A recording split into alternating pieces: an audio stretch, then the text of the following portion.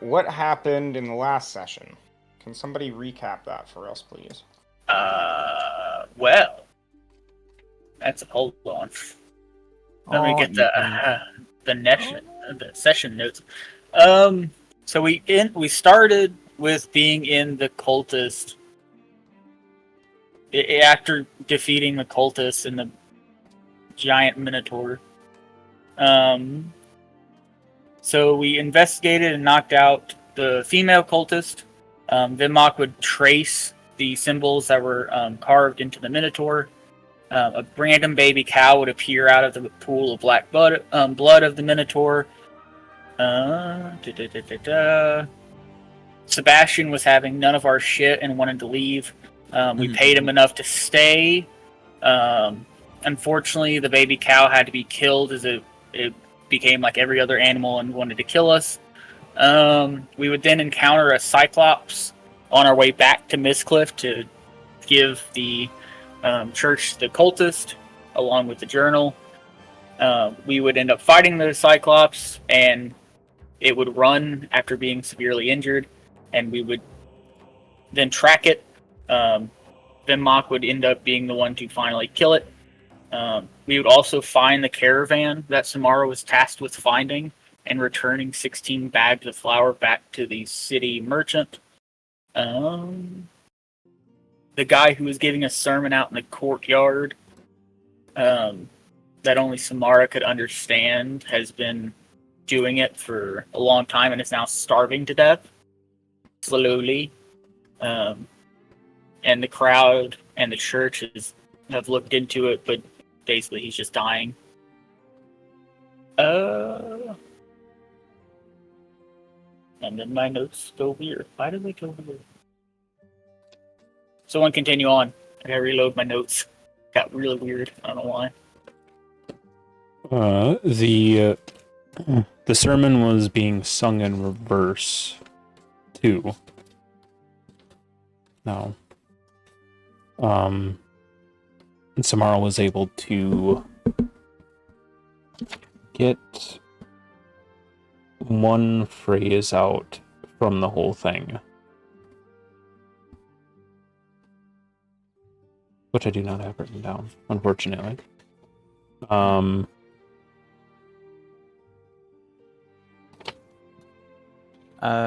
He had said that like the world was ending. Oh yeah. Yep. But he was like saying it in like reverse, essentially. And then after I said that out loud, the crowd began to panic because a man speaking in weird language that they don't realize is celestial, is saying backwards that the world is dying. They didn't like that. The people were very unhappy with us, and especially because we were like, oh, we wanted to go tell the church first, and they're like, well, why don't you just tell us? Why did they have to get the church involved, you know? And then we informed the church, and then while we were out, we were looking up at the night sky and saw that the stars were slowly going out, one by one. Yes. Yes. Also, we fought a cyclops. He did fight a cyclops. Killed the shit out of it. Then after... I got my notes back. After the sermon was looping and he was basically saying the world is going to become nigh, along with the stars going out, we would return to the church where we would all go into the actual church portion and start praying to the gods. In response from the 13 gods together would say and send the phrase to us of the melody of creation. Then we would be pulled into a meeting with Sir Malik, where he would lead us and talk to us before the assembly of leaders and representatives of Mystcliff would gather into the Senate room, where they would go over basically what the cultist is saying, the gods, the stars going out, and everything like that. Where we would be declared the columns, I think. That what it was? Is that what he referenced us as? Yeah.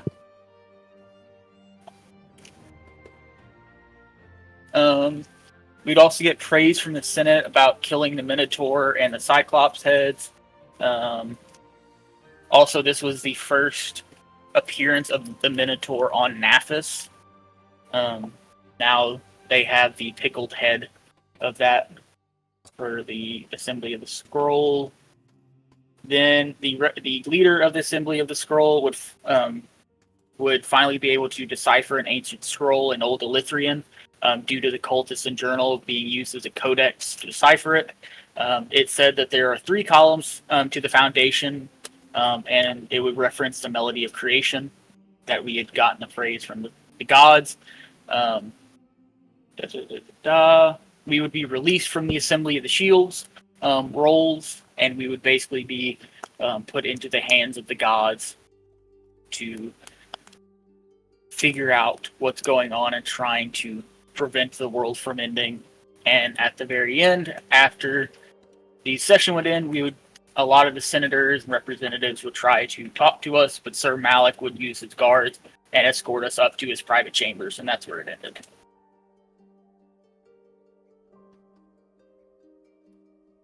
Some good recap. And that is where we will pick up. The door closes. There are 2 guards that station themselves on the inside of the door, 2 guards on the outside. And Sir Malik will begin to remove his cloak to hang it up as he takes a sigh of exhaustion. Seems like he's had a long day.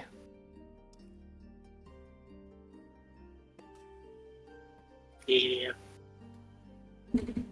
Yeah. You've had a long day. We've had a long day. Yeah. You tried killing a Cyclops. So Oh. that was all a little unexpected.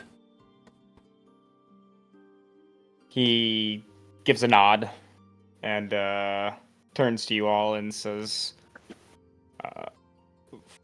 for ourselves as well. Everything just kind of happened last minute. The scroll was in an uproar. They're the ones who called the assembly. Well, it's not every day you can decipher an old ancient scroll with a cultist in its journal. Some sort of prophecy. Mm. They said old Illithrian. He crosses the room to a table and chair where he starts to sit down and take off his armor, his boots. It's old Illithrian. How old are we talking? Well, if it is old Illithrian, which I would trust the scroll, I mean, goes back to the city's founding at least. Back when the island was ruled by the Illithrian Empire. Back when they had an empire, that is.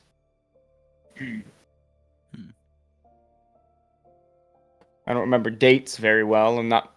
He pulls a boot off and throws it to the side. Not much of a historian. More of a fighter, really. That just makes it even weirder as to why the cultists were not only speaking it, but writing in it. Even more so. How did they learn it? Even the scroll didn't even know how to decipher it.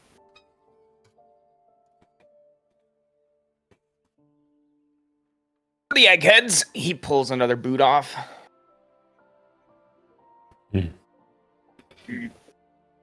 Have they been here the whole time, or is it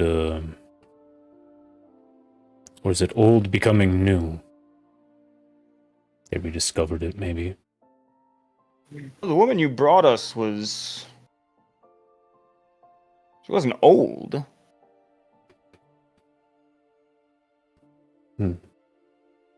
Maybe they She was found... malnourished. I mean, she was from poor health, but she wasn't old. No. Well, I meant Maybe they found someone or something that has carried on their tradition this whole time. I don't know. Maybe. But from remembering what the other cultists looked like, none of them looked old. They looked a similar age as she did. Again, not in great health, but not old by any means. I'm glad I was able to keep that one alive. But Could be fairly new then. Mhm. I haven't ever heard of these people before, and I've worked here in the city since I was a boy. well, the area we found them in, I don't know how old they were. It The wasn't structure far was- off, was it? He goes over to his bookcase and pulls a scroll case out. It wasn't far We might- outside of the town, no. No. He unscrolls the case and out drops a long scroll or a long piece of parchment all rolled up. He breaks the little wax seal and string on it and places them off to the side and unfurls a map of Thessalonia, the island.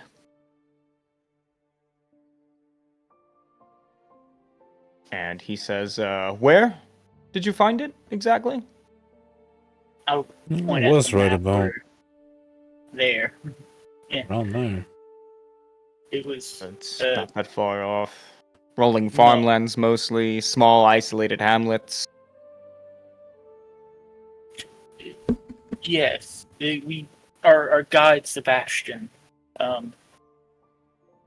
took us there, and when we arrived at the village, we had to fight off some of the cattle that had turned against the humans there. But when we got into the village itself, there was no one there.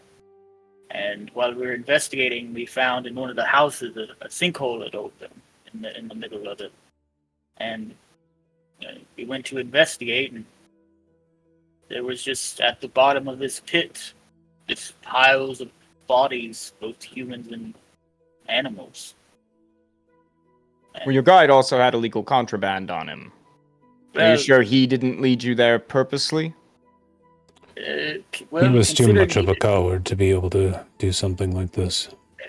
Yes, we had to give him some extra coinage for him even to just stay after we went into the pit itself. He showed a moment of bravery, but He did. as far as a will of doing something like this, no. No. Then, once we were down there, we found an entrance into what was a balcony-like area overlooking where four of these cultists, one of whom was the woman we brought back, around a sacrifice table, which they held a cow on. That then, after a ritual they performed, turned into the minotaur that you saw the head of. I read the report. We also heard about it in the assembly. I'm well aware of what happened. Yeah. But where it happened is what intrigues me. These are quiet parts here. There's only one fortress in the area. And that's one of the oldest ones we have. It's been there for a long time, and honestly, it's not very heavily manned. To the north, it's a bit more chaotic. I would expect something to happen there before it happened closer to the city.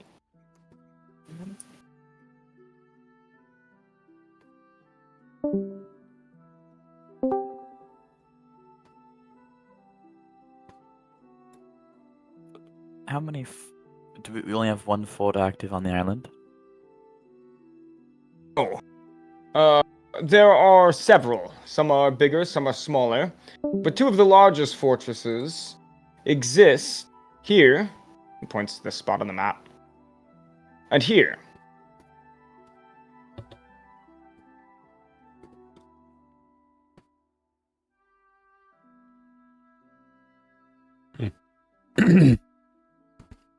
Together with the garrison here in the city, we can protect the island. Of course, there are other treaties in place that prevent people from attacking us. It serves well to be a maritime trade city, but that doesn't mean internal strife isn't active.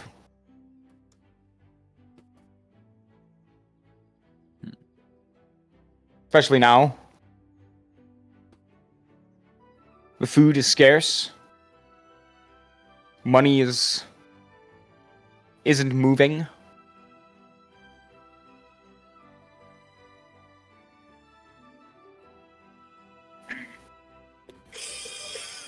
From the sight of it, whatever was happening there was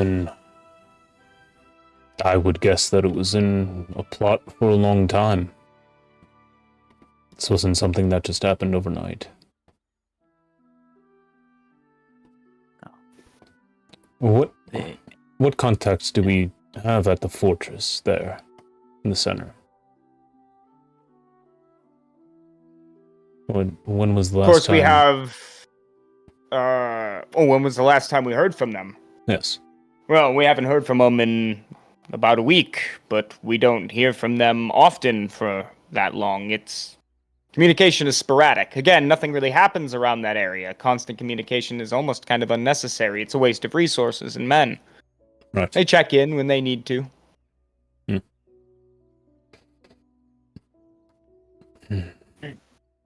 However, given the current circumstances, I can understand why this may be of a concern. We've had our minds so focused on the city, we haven't even thought about our external garrisons. Yes. Seems dark forces are moving in with that oversight. He stands up and heads over to the other room where those two guards are stationed, and he just kind of says to them, bring me a lieutenant. The guard will nod and he'll walk off.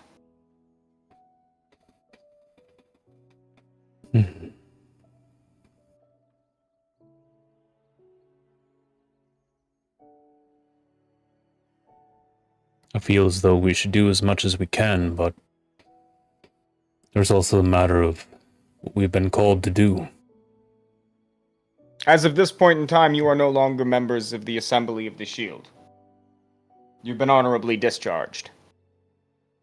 I can't permit you to help in ways that would undermine the Shield. If the people lose the faith in us, that we can help them, then on your departure, all will be lost. I understand. The important thing for you to figure out is what to do next. I would take your time on this. That's the question. For the evening, and he motions to, like, a side area, where there's, like, a sliding wooden door, and he kind of opens that up, and it reveals almost like its own little apartment area. He says, you are welcome to the guest quarters here in my private domicile. But mind your cleanliness. Of course. Of course. One quick question. Have we heard from the people outside of the island? If this is not just an island issue. Oh no, we are well aware of the situation outside of Thessalonia. Merchant ships come in every day. I'm afraid this is widespread.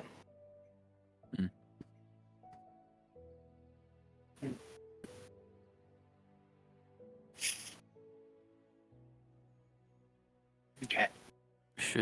Do we have any, we should discuss with We should look for information about where we can get possible leads on where to start. don't I even know what believe the- that is in your hand. And he points at the scroll that was given to you guys at the end of the assembly.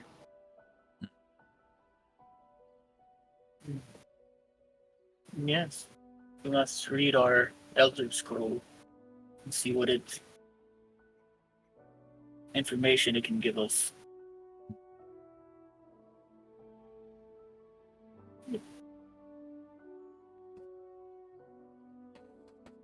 Joy. This is Reading. not something I can assist you in.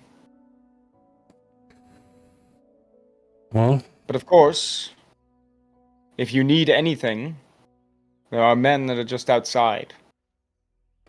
Request of them what you need, and they will see that it gets done.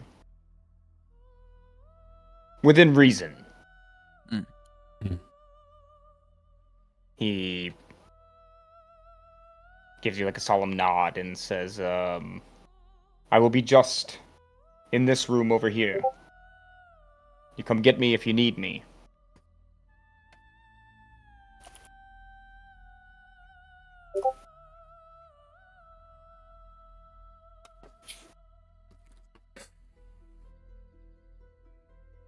well, the only place I could think of is a place where they would have information stored on more tablets. Scrolls. Scrolls? Scrolls. Oh, scrolls, yes. It may be worth contacting other monastic orders outside of Thessalonia. They may have more information on hand that we presently do not. Yes. Somebody out there has to know Something. about what is going on, about finding the Song of Creation and understanding what it does, why it's having the effect that it is on the world.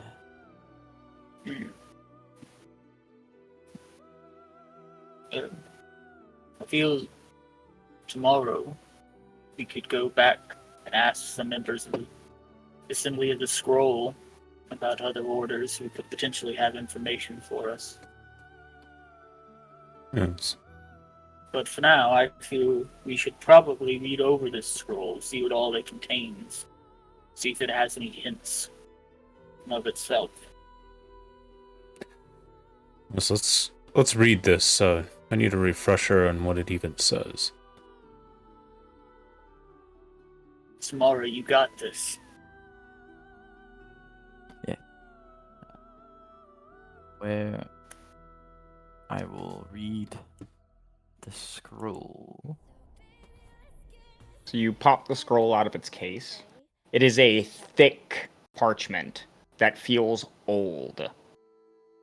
Almost like you need to handle this with extreme care. Mm. Right? Mm-hmm. Someone get gloves. Any museum people here, yeah. Get the gloves. Don't touch it. Gonna get some. Gonna put some gloves on. Slaps Vinlock's hand away. Your hands Oh. callous. Gotta be careful. Like dim the lights down in the room. Sterile. Yeah. Prevent like light exposure. Yep. Only a few candles are left lit. And when you go to unfurl the scroll, you have to do so very carefully and very slowly. This is not something... What I'm trying to reference here, what I'm trying to tell you is this is not something you can reference at a whim.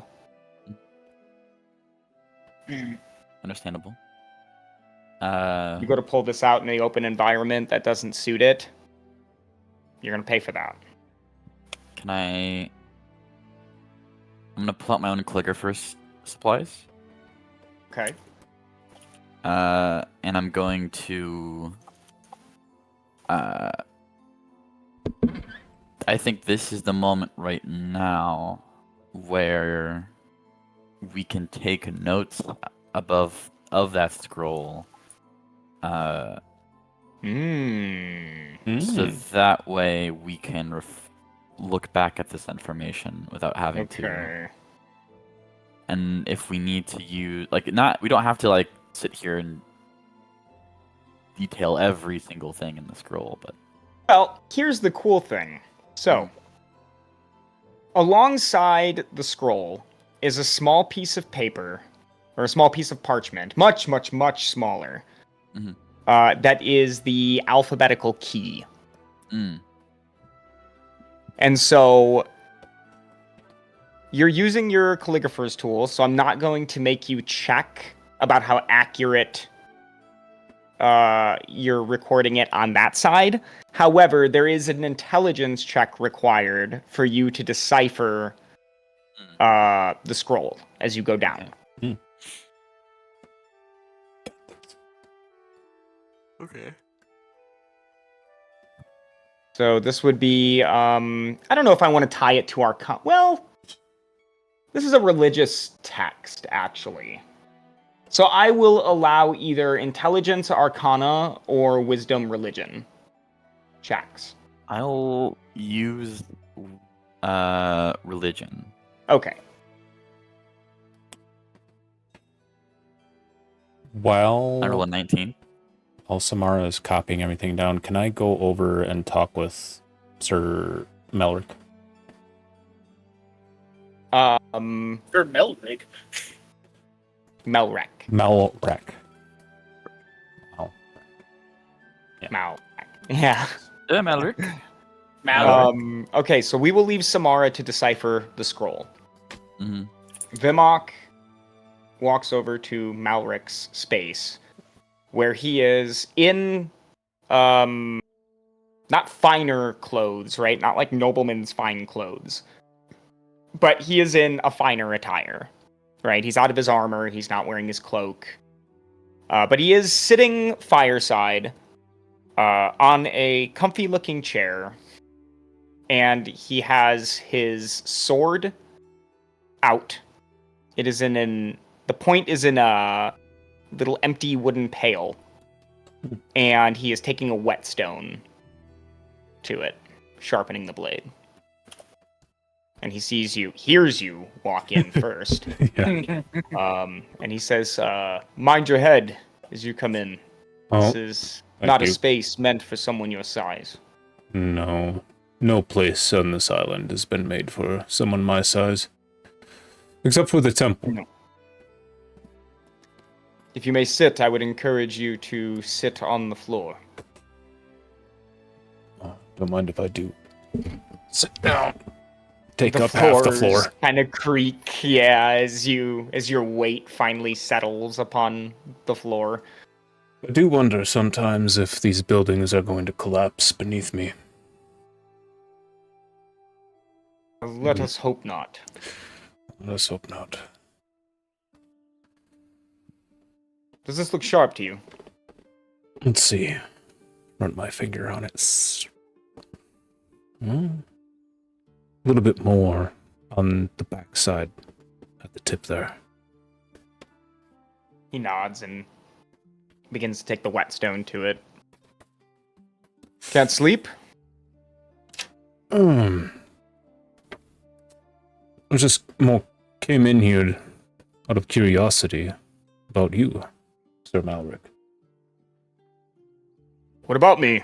He lifts the whetstone and stares at you, his head slightly cocked to the side out of curiosity. About your career. About what has happened all here that you've been in service. He takes the whetstone back to the sword as he talks. Well, I joined the Shield as a young man. Didn't have any parents. I was taken into the orphanage. The one over in the lowest city. Closest to the market.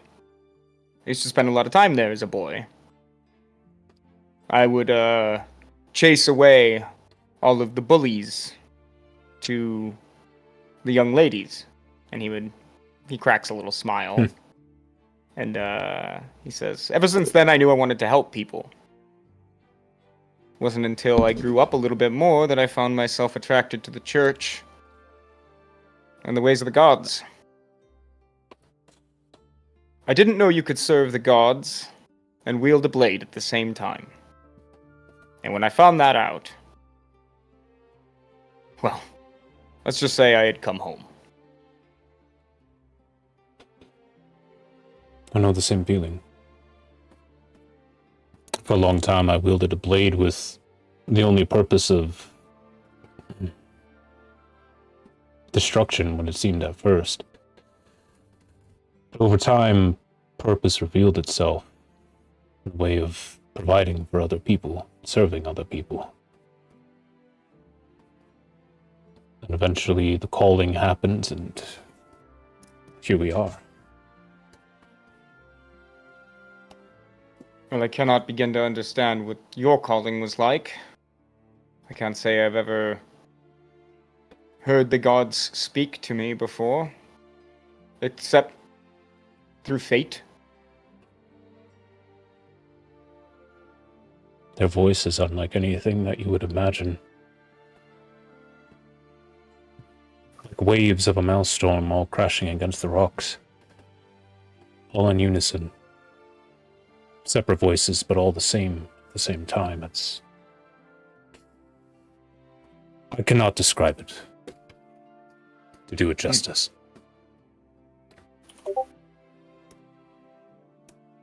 Strange.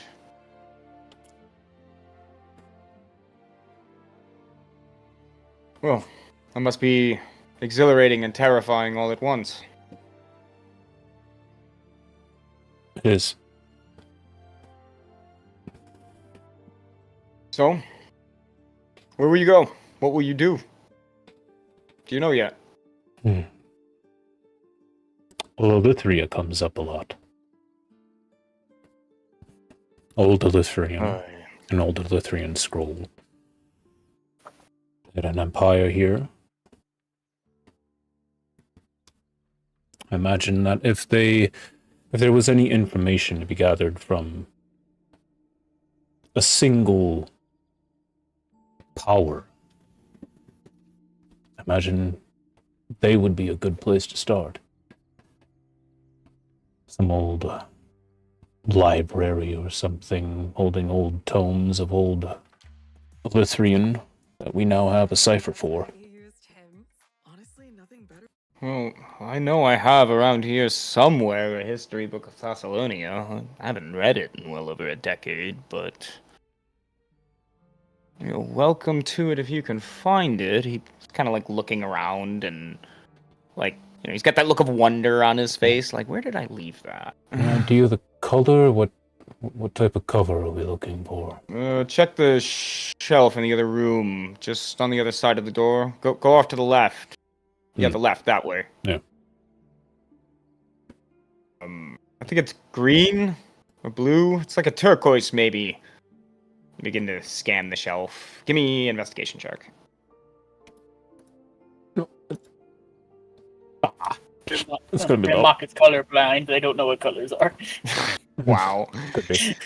So Malric has to get up, and he goes, No, not that shelf. I said on the left. You went right. Oh. This one. Right.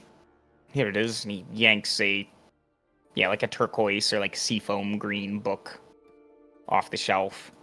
And it looks more like it's a journal than like something that is widely published, but I mean, that's going to be kind of the case for most books in this game. They don't have like awesome, nice hardcovers unless it's in a library, right? So this is something that maybe a scholar or a noble sold off, and it eventually wound up in his hands.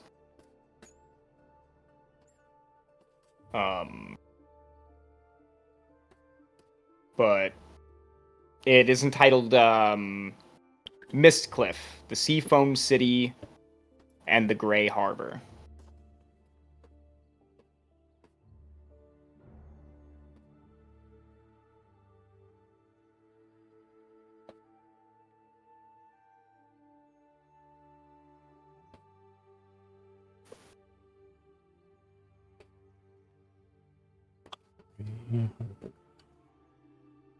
Boop, boop. Ah. Thank you for this. I will see about reading this before I leave. I wouldn't want to take this with me. Wouldn't want to ask It's an you interesting book. It's the thing that drew me to it is it has a timeline in there. It's, not many books have something like that, you know. So timeline. Flip it open. oh, all Look the way in for the it. back, What? back Ship, ship, further. ship, ship, ship. Yep, you flip all the way Oh. back, and you can see that the timeline starts at negative 523 BN.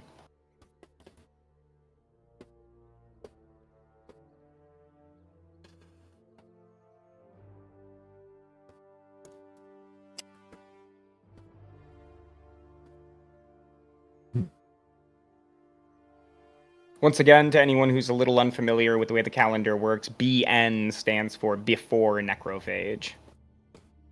AN stands for after necrophage. And Vimak actually asked him that. What is this BN and these numbers? How does this timeline work? Any of the negatives are before the necrophage. That's what the BN Oh. stands for. That's why it's a Okay. negative. All right. The dates move in the opposite order, right? Mm. Until they eventually hit 0. But there is no recorded 0 date. See? And he points to the timeline. He says that I don't know why. You might have to ask someone, but I've always heard there's no date 0. I don't understand it, but you know, this is where the timeline starts. It helped me understand the book when I read it. I like this one. It's a good one. My people in the north, we track time periods based on events and rising powers, not with the numbers like this. Well, the numbers represent a year. Yes. I see that now, and this is better. It's at least easier to follow. I don't know if you measure seasons with whale bristles or something. I'm not quite sure how your culture works exactly, but yes, here we use the calendar, and it's very easy to follow. The timeline should make it simpler. I think that will help me a lot. Thank you. Again, you're welcome to take it if you need to. It wouldn't be any loss on me. I haven't opened it in 10 years, but if you want to leave it, I won't argue either. Very well. There was one other thing I was going to ask you about. Shoot. In your time of being in the field, have you ever found yourself surrounded by enemies? Oh, yeah. Sure. How do A you couple times, actually. How do you deal with that? Well, the important thing is to stand your ground. You don't need to make any offensive actions. That's not the point. When you're dealing with an enemy, and you are greatly outnumbered, your best defense is your greatest offense. Find a choke point, somewhere you can funnel an enemy through. If they refuse to come for you, you're in a siege. The most important rule is to never leave your ground. Find a defensive spot and wait. Wait for them to come in, get reckless, wait for them to get bored or leave.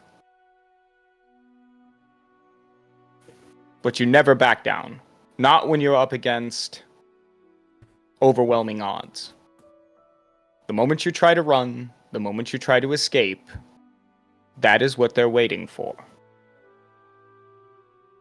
Anticipate your enemy. Don't walk right into their trap.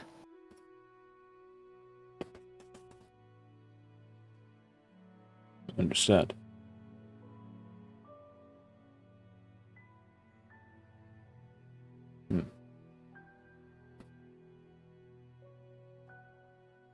Something we'll have to employ in the future. Comes with experience. It will happen naturally over time. I wouldn't try to focus on that too much. Just when there is something in front of you, and it is clearly an abomination that must be purged, Do that as quickly as you can, then move to the next.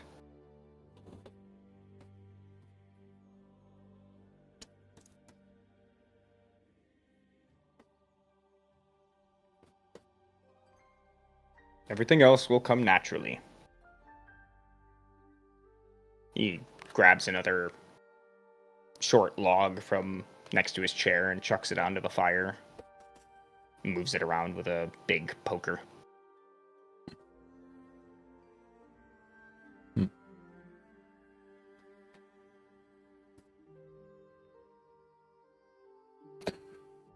Okay. I appreciate the advice. I'll get back and see how the efforts go. He gives you a nod. Samara, Yeah. you begin reading through the scroll, deciphering it. The key makes it very easy, thankfully. You're able to scrawl out what seems to be a verse or a chapter of the scroll. As you move on to the second section, though, even just to decipher it and read it, your head begins to become dizzy. Your vision begins to blur. The words that you begin to assemble begin to mix around in your vision. Make a Constitution saving throw. Okay. And then I'll have to be right back. I have to go let someone up to the apartment. Okay. Constitution's +2. Already 17. Okay. I'll be right back. Yep. The Elder Scroll.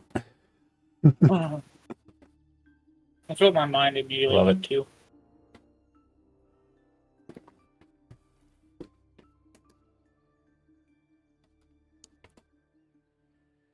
I was hoping something like that was going to happen. So Samara will become kind of dizzy. You can see that as she stands poring over the scroll, looking over it with a candle raised over her, she kind of becomes dizzy and slumps for a second before catching herself. Shaking her head and exclaiming, I'm fine, I'm fine, I'm fine. That's what people say when they're not fun.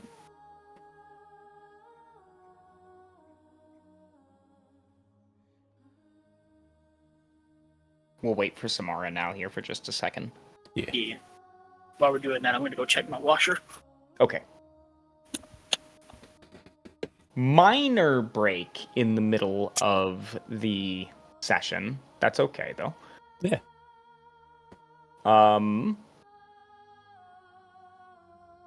Let's talk a little bit about the book Yes. that you've got. Yeah. So for the timeline, Mystcliff was not always known as Mystcliff. Back when it was a tiny little village up on the cliffs, it was known as Grey Harbor. But it was conquered in negative 456 BN by the Elithrians, mostly because of its strategic location, where they built the massive harbor that still controls trade in and out of Mystcliff to this day. Nice. Much of the city was completely reconstructed by the Elithrians under their building plan, which transformed Grey Harbor into Mystcliff today. Which is why much of its names, despite them not being within the boundaries of the Elithrian Republic, they still use their old Elithrian names. Not Now, when I say Old Elithrian, I don't mean like the language Old Elithrian. Yeah. I just mean they still use their Old Elithrian names for their districts and buildings and stuff. And many of them are still fashioned in the Elithrian style, what we all would think of as classical style, with columns and what looks like white marble, but really it's just concrete that has been plastered over and painted white. Especially here. There is no source of marble here on Thessalonia. That is not one of their exports. So that is why we still use those names. But by negative 304 BN, there was a powerful patriarch named Taran Velonos. I'll spell that name for you here in a little bit. But he led a local rebellion here in Mystcliff, which led to a guerrilla war, which eventually led to the liberation of Mystcliff from Elithria. This was a hard-fought war, and a new wall was constructed to protect the city, which is the wall that you guys saw in the first session, called the Wall of Tehran, named after that liberating hero. Nice. House Velenos still exists to this day. However, its power is greatly diminished. And it is often not seen in a good light by the rest of the other houses here in Mystcliff. We get to negative 304. Oh yeah, still negative 304, so that's the birth of Mystcliff. And there's a little bit of history about Mystcliff during the Necrophage. There were lots of ships that were turned away during the beginning outbreaks of the Necrophage, as they attempted to take refuge here on the island. Those ships were full of sick people, which eventually became a bunch of free-floating ships carried by the tides. They all eventually gathered and slammed into each other, and then slammed into Mystcliff. This is known as the event of the Black Fleet, where much of the outer wall was damaged due to the impact, and several hundreds of undead poured through the city walls. That's intense. Many lost their lives.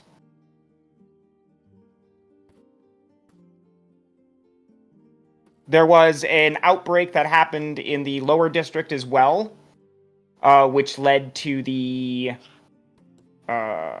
secret police at the time contributing in what is remembered as the Harbor Massacre, where several people were slain in their homes, and then the guardsmen that performed the executions were then also slain to prevent outbreak. This, of course, was not known by the guards at the time that this would happen. It's after the Necrophage and the damaging reputation that follows with Mystcliff afterward that the Synod is created. And these different leaders of moral and ethical human and humanoid rights would step forward, and they would convene with the Senate and help guide their decisions towards a more democratic society. Of which you have all been a part of through the Assembly of the Shield. Very cool. Now, when it comes to the scroll, Samara, if you attempt to read beyond what you have translated, it will result in the same. There is almost a screaming or a wailing that reverberates in your ears and through your mind. that tells you that you are not ready.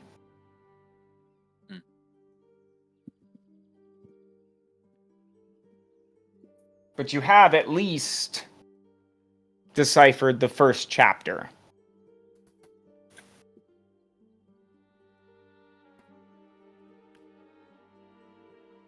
And what did the first chapter say again? Okay.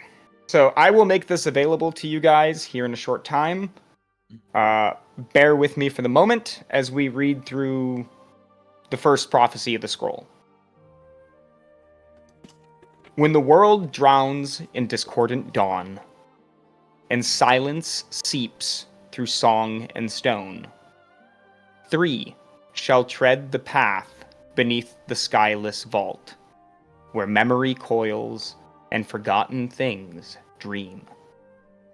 Their names uncarved, their bond unbound, yet chosen by the echo of a note unplayed, they shall descend through the halls of thought and ruin, past the graves of voices to the cradle of silence. There waits the verse first spoken, yet never heard, guarded by one who sings with no mouth and sees with no eyes. Only in shadow can the seed of harmony be found, and only in madness shall its truth be freed.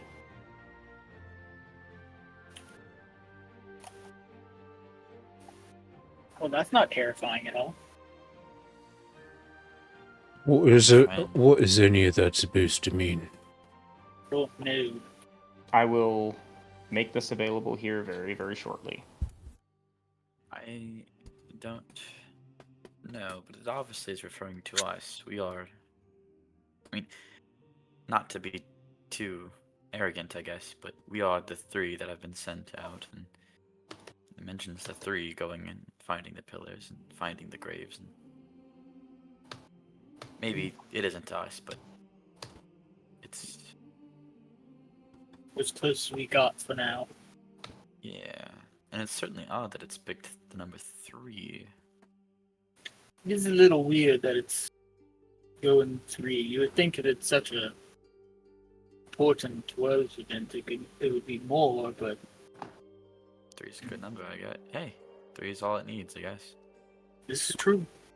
The last time the Yeah. world was in danger, 2 led the field. Interesting. I feel that's someone we may need to talk to. The last time the world was in danger, we at least had the availability of one of those people. I'm sure. We'd have to make a long travel down there. I'm sure it's crossed many people's mind to go talk to the saint. You said you were sent here to talk to the saint, weren't you? Yes, well, I might have been mistaken. I thought I was sent here to speak with him, but not any longer.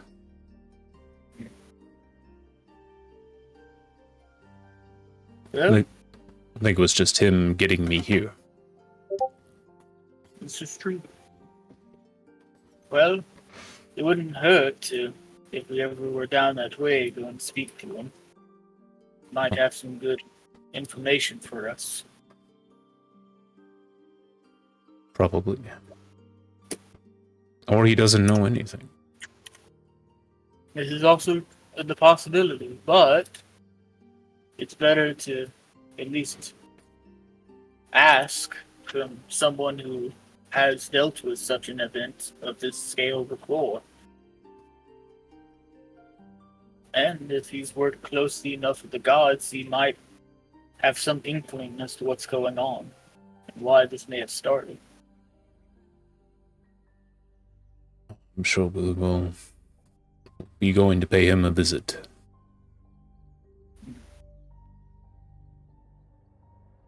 It probably wouldn't hurt for us to head out west. Anyway, there might be. Oh, Elithria comes up a lot. So I was speaking with Sir Malric. Sorry, Malric. A rig, yes. Melrig? Wait a minute. um, and Elithria seems to come up a lot surrounding this whole thing. Old Elithrian text, old Elithrian cult. Mm. They had an empire that spanned it out this far. If anyone has information on anything that's going on, probably a good place to start. It's true. It would probably be our best bet to try and head that way first. But the question is, how do we head there? I believe the council said something about a ship available for us. Or am I mistaken? Don't remember anything about a ship, but I mean, worst comes to worst, we can always look for one. We all arrived on ships. Well, I mean, I feel it wouldn't be too hard to secure passage on a ship. Whether we were part of the shield or not, I mean, I feel it wouldn't hurt. whether there's a ship available for us or we just go with one of the merchants. Well, maybe the merchant we found his lost caravan with the flour. Maybe he has someone that may be able to get us passage. Perhaps. Samara, you and him seemed like good friends. Maybe you can speak to him.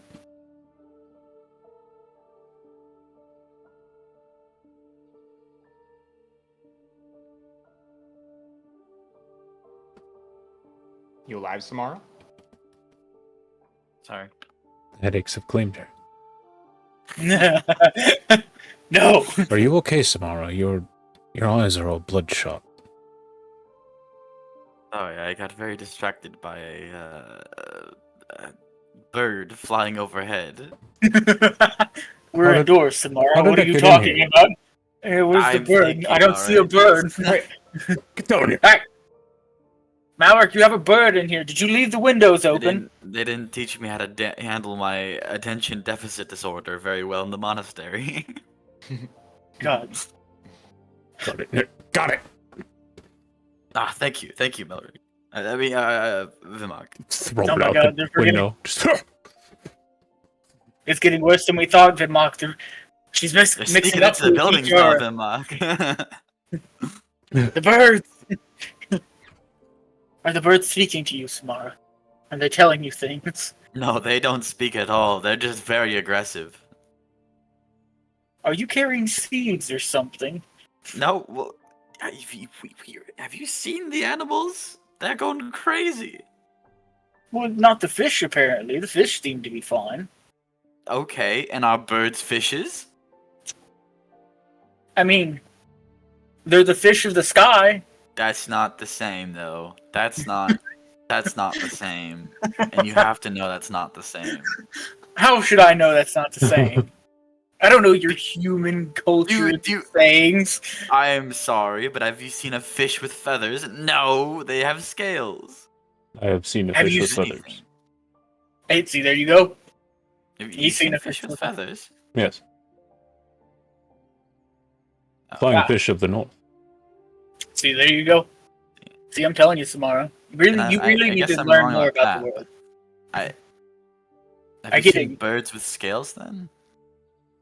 That's a dragon. Birds with- Yes. Well, yeah, that's a dragon, but that's not a bird, nor is it a fish. It's a dragon. No, it's a combination of a bird and a fish. No, I don't. I don't think that's true. If anything, I think dragons are more lizard-like than they are fish-like. I feel they share a very similar species basis. We don't know what the concept of species are, or do we? I don't know. Samara, I feel like you don't understand large parts of the world. You spent way too long in that monastery. They didn't teach me about the. Look, we in my monastery didn't refer to. Nah, it doesn't matter. The birds go crazy. That's none of this relates to the fact that the birds do. Do the birds go crazy? I don't know. I think I Sir speak Malric out. is sitting in the other room wondering whether or not these three really are the chosen heroes.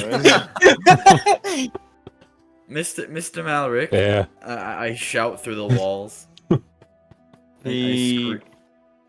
just you hear footsteps slowly or begrudgingly moving their way through the domicile until finally you can see him through the doorway entering into the other room that looks into where you guys are. And he says, yes? Have there been sighting when the chaos began with the animals? Were birds sighted to be going as crazy as the rest of the animals, or were they unaffected, like the fish? It's a good question. I didn't get any reports of birds. Told you, Samara. All I know is that fish aren't going crazy. How am I supposed to then assume that birds aren't going crazy? We have yet to been attacked by a bird. No, Yeah, I don't think the birds have gone crazy at all. Yeah, I'm fairly certain those have been ruled out. See? Those and fish. Is this what you all were talking about? Well, Yes. yes, Yes. there was a bird that had snuck its way into the building. And I was just laying claim to the fact that the reason why the bird was in the building was probably because it was going crazy. Oh no, it has a nest on the roof right above the windowsill there. Oh. Poke your head out, and Oh. if you poke your head out and look up there, I don't have the heart to knock it down. No, that's understandable. He's never flown inside before, he or she. I'm unaware, but if We I didn't get a start to good hear look. little chirps up there, then I guess I'll know. That's fair. Or he could have get a roommate. You know, I think I'll start closing that window from now on, actually. That being said, well, there's no telling if the birds will go crazy, right? That's true. We just Does the That's true, scroll yeah. say anything about the birds? No. The scroll didn't. Well, I could only read the first chapter. This scroll is This thing very, has chapters? He kind of like starts to take a step forward. You've piqued his curiosity. Yes, at least that's what I've called to label them. At least for this part, I could only read so much of the scroll before it. Why is it so became dark very- in here? Oh, because the scroll is very delicate, and so when you're supposed to be handling ancient scrolls and papers to preserve the parchment and prevent further degradation. Yeah. Okay, all right. Yeah, Reduced lighting. fair enough. Okay. But from what we could tell from the first chapter of the text that was given to us that I could decipher, it didn't mention any birds. So it did mention this. Told you. No mentioning of the animals themselves.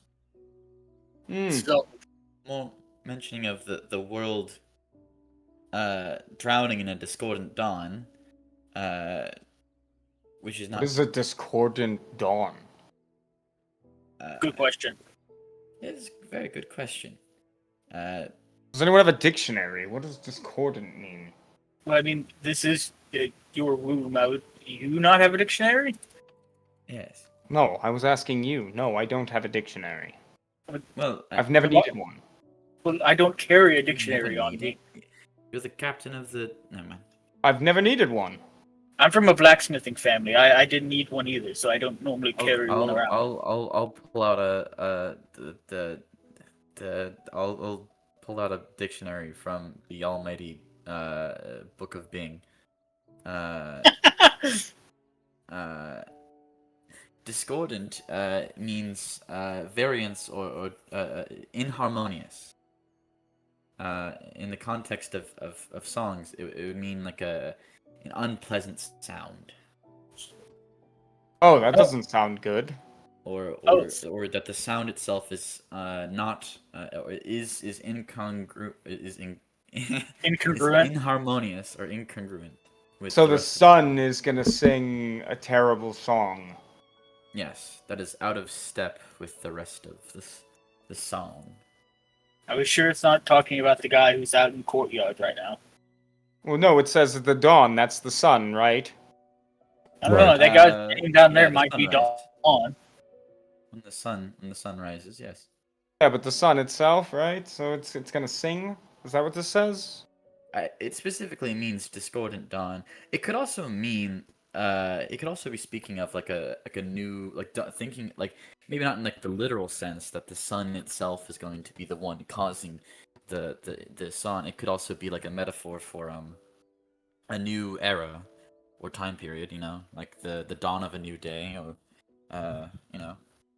Okay, I need wine. Yeah. He will I need step ale. off for a moment and. I'm gonna slap my knees. Boy, howdy, don't we all? Okay, Hey, he maybe- will grab bottles, a couple bottles of wine, and set them out, and he will grab one for himself too. And I don't know. I guess you guys have piqued his curiosity. He's not a very smart man, but he is curious about what's going on. So he's not like so much as trying to help you as he is like trying to understand what it is you're looking at. Yeah. Yeah. Hey, maybe this song will lead you humans to actually using steel more than bronze. You steal We don't have access to steel quite like you do. Let us And- go to my home village. Oh, I'm Hey. sure they would invite us all in, wouldn't they? As we ask them for all of their iron enough to fuel an entire kingdom. Sure. Well, if you purchase it, yes. Yeah, we could probably purchase My it. family has Do you have any sold- idea how difficult it is? What kind of a logistical nightmare it is to move that much gold across the face of Naphis? Yeah. Well, you don't have to buy all of the That iron. would be a nightmare. You could slowly phase out the bronze with iron through the purchases. You wouldn't have to do like a bulk purchase. You could just do it like over time. Bulk purchase would be safer and more dangerous at the same time, but sometimes risk is necessary. So if we were to send ships and merchants out that far, Yes, but I mean, if you have to do a wholesale purchase, the answer is no. well, I mean, couldn't you just start with the purchase of iron or steel for necessary upgrades? You know, You should ask the Senate. for example, like maybe the more elite warriors or the Oh, they have plenty of priority. money to be able to import all of their own stuff. yes, but do they Elite have... warriors are taken from the noble class here in Mystcliff. Yes. Well, you'd start with them. They would purchase the steel, and then when they have the steel, you would then focus on purchasing for those who cannot. You have very little understanding of how nobles work, do you? They're a lot like Never met noble. they're a lot like wolves. They don't often work together, and they're very pack-driven. What you're suggesting is a very unique level of cooperation that is, quite frankly, unheard of outside of a monastery. Seems rather silly. It's called greed, kid. Well, We know someone with Yeah. that. oh yes. Excuse me? Sebastian. You don't know. You don't know my wait. brother. That man would put his life on the line if you paid him enough. It's So true. again, you'd have to pay him enough. Is the thing. I mean, we did have to pay him after the first initial bout with the Cyclops, and I mean, it only took an extra gold or two for him to stay around and go finish. Well, we I have- finished off the Cyclops. Yes, I have met some people who are willing to let gold decide themselves. Nobles are very much like these people, yes? It's like the jam guy that sold More you half, like... half his bread from his lunch. Okay, look, so... About 10 years ago, right? Before I was in this position, I was patrolling the lower markets. I did this as a service. I didn't have to anymore. I was well beyond those years, but I still did so every now and again. And there's this one gang I ran into. Right? called themselves the Turtles. The The what? turtles. Like The named turtles. after Like a turtle? Named after Yes. like the species. Oh, Yes, it was a gang of turtles. what?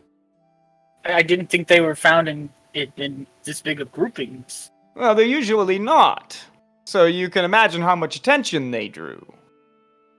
Yet they didn't quite seem to realize this. And so, during my investigation, they weren't hard to find. But the They thing that listened shocked to me us. the most about them is how well coordinated they were despite their stupidity. My point is nobles are a lot like the Turtle Gang. They're very slow to react and quite stupid. But among each other, they're very well coordinated. Hmm. Did they work with the were-rat and live in the sewers? This was 10 years ago, lad. Yeah. Also, I think maybe we should stop pouring the wine for him.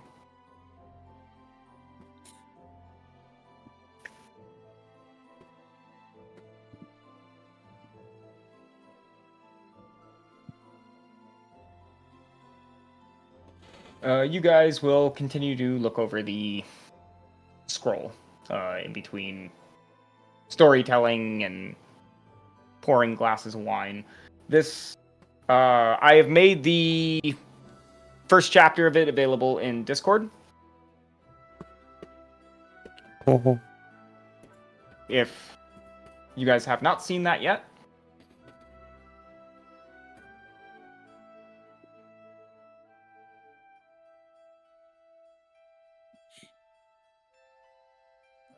I take a look at it.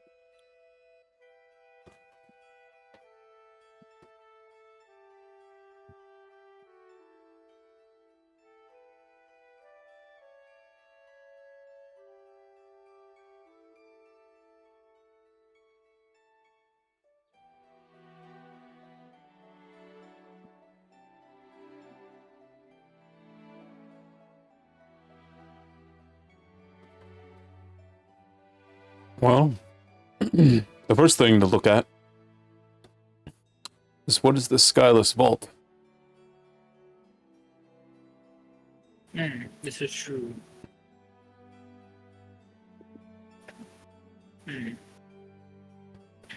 I feel we should probably head to Elithria. There may be scholars there that may know more about this than they looked at it. Now, this is where I will slightly interject. There is no scholar out there that will decipher the meaning of this scroll for you. This is prophecy. You must decipher this scroll.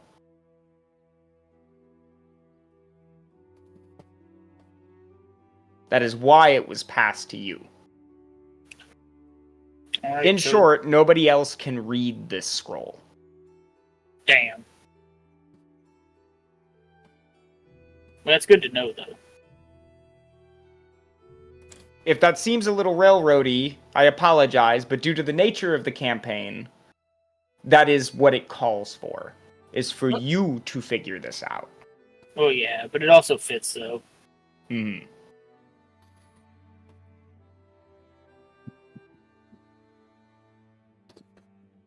Well,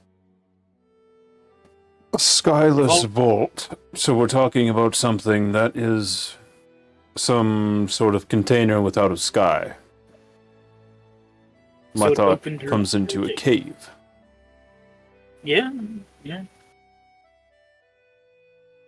Yes, but the only vault without a roof that I could think of that'd be something that's just not a random cave somewhere. It could be one of the Dwarven kingdoms, but that's a risky thing to even try and attempt to do unless you're from one of those kingdoms. Dwarves. I mean, my people are hill dwellers. We don't have a cave.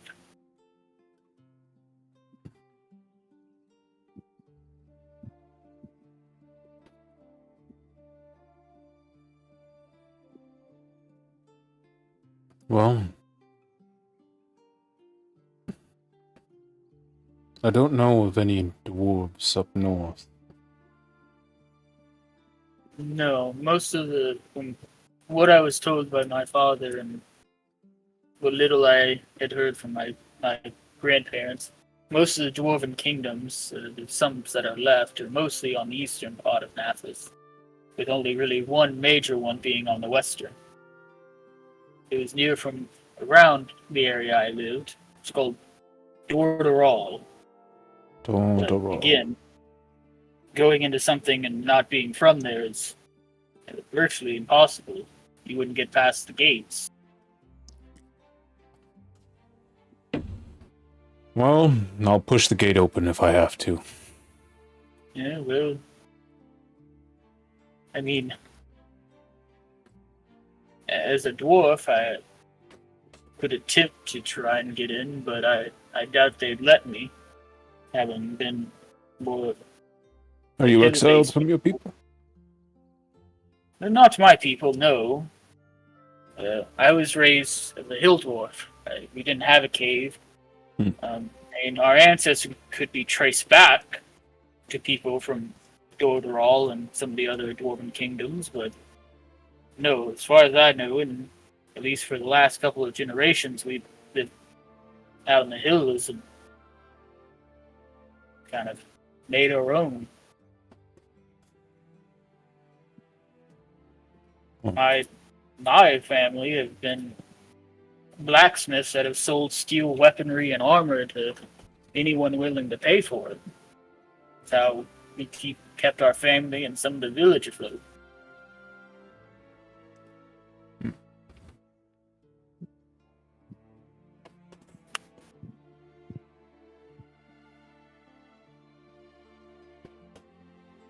Well, you are our best ticket in, I believe. This is true. If what they say about dwarves is true, and you seem to confirm it, that they stick to their own, do not trust outsiders. This is true. I mean, and this is a long shot, I do say this. There have been dwarves who have lived in these kingdoms. I mean, some of them have come from some of the residents of my village used to be, where they were born and raised in these mountains, and then left because they wanted to be more out in the open. They didn't want to be confined to the mountain anymore. And those people, if they weren't exiled, are free to go back to the dwarven kingdoms under special circumstances. So it's not totally impossible for us to make our way into one of these places, but we would have to find someone. And your best bet for finding someone, especially for Dordoral, would be looking at the cities or villages that are around it.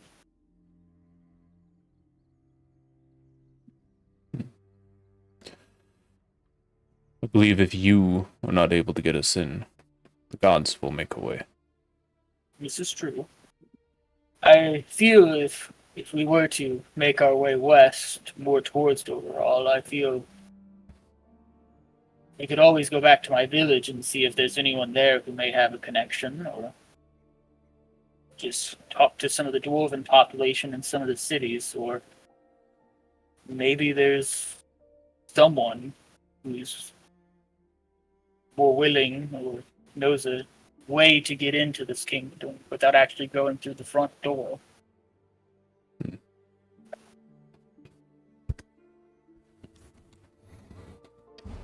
So we start with sailing to Eleutheria. See what information we can gather from there. See what the situation is there as well. Two birds with one stone. even though the birds seem to not be hostile. It's a good thing.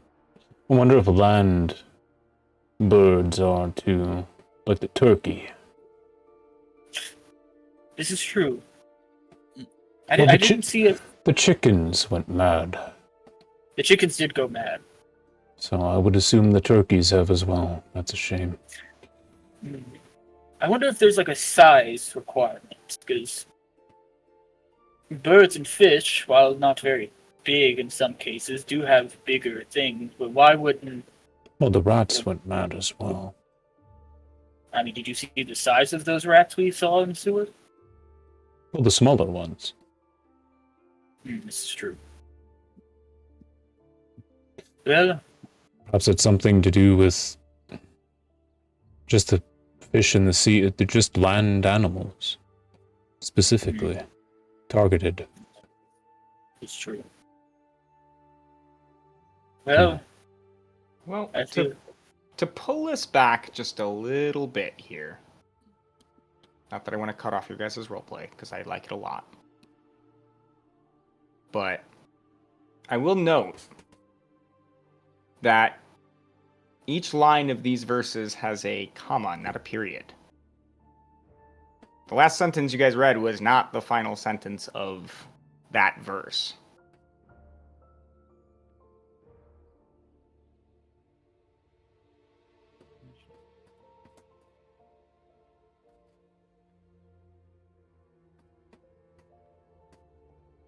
It's important to look at them if you're going to break this down, just as my friendly advice to you. If you're going to break these down, break them down into their four-lined verses. These are stanzas. The period doesn't come until the end of the fourth line.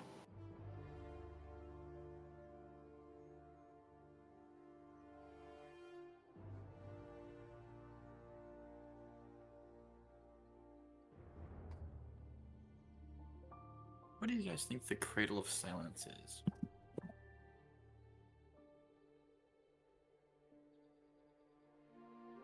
It mentions many times throughout well, at least 2 times. In the first chapter about silence. That silence will seep through song and stone, and that we, or whoever they are, will descend through halls of thought and ruin, past the grave of voices, to the cradle of silence.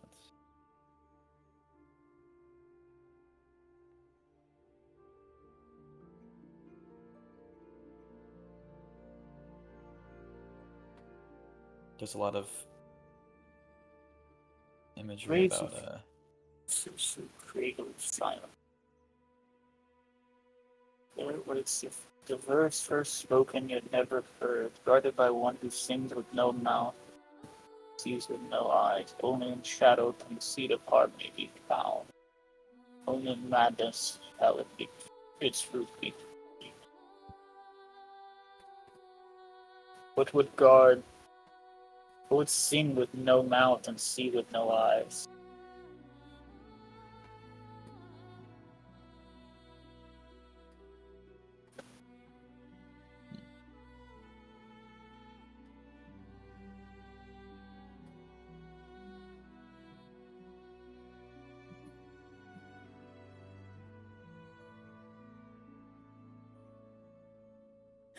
something.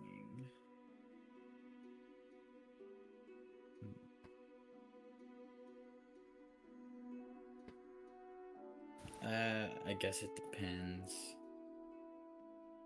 on how literal the poem is. I guess the stanza is. Like, technically, an instrument can play.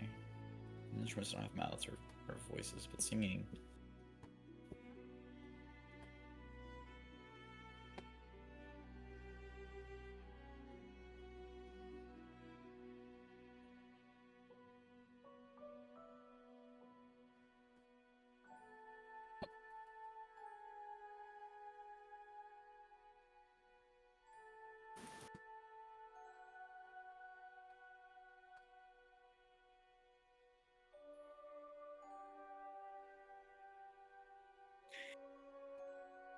Do you think in the first verse, the Sky's Vault is like the Underdark? That's my thought. Yeah.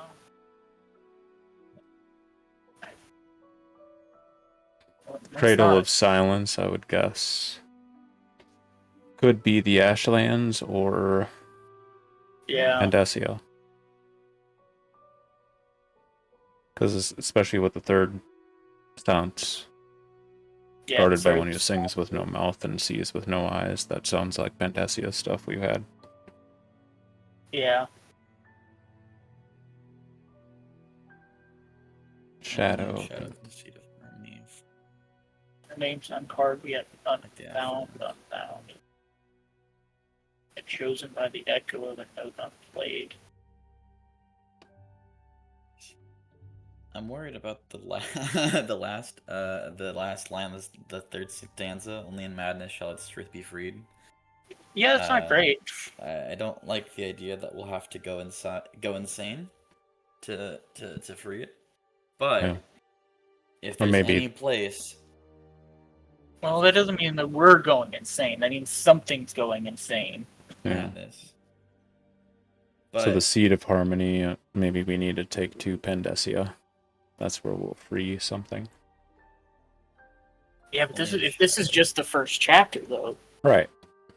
like, but even then, what's the But seed of harmony? that's just here, and we're but nobody's gone to Pandacia. We'll come out be of going. We'll be going places nobody's gone. yet. So Samara, or actually Melrig, I'm sorry, Melrig asked the question. This is cool. I like doing these every now and again to help too. You said, what's the seed of harmony? Roll either an intelligence arcana check or a wisdom religion check. I don't think I'm good at either of those things.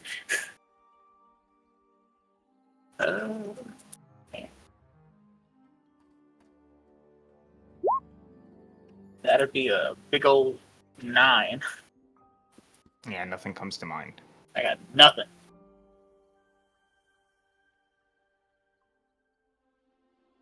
Hmm.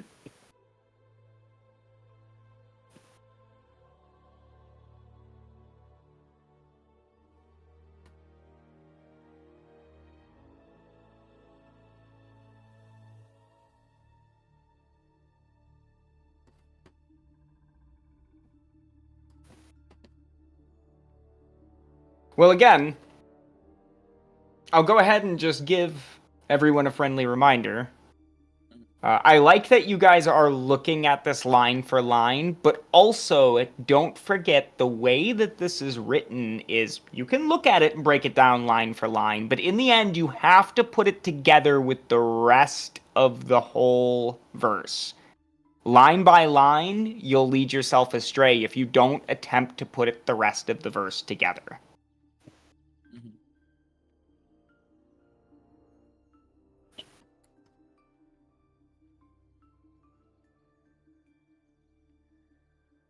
So do you want me to give you guys a freebie thing? Just to show you how this works? That way, it's chapter 1. There are multiple chapters of this. Yeah, that have Okay. no idea. So, I got nothing. in this, specifically we'll look at the third verse. I'm going to go ahead and read it out. Mhm. There waits the verse, first spoken yet never heard, guarded by the one who sings with no mouth and sees with no eyes. Only in shadow can the seed of harmony be found, and only in madness shall its truth be freed. The first line. There waits the verse first spoken yet never heard. What are we looking for? What's our mission? To find the song of creation. Right, to find the melody of creation. There waits the verse first spoken yet never heard.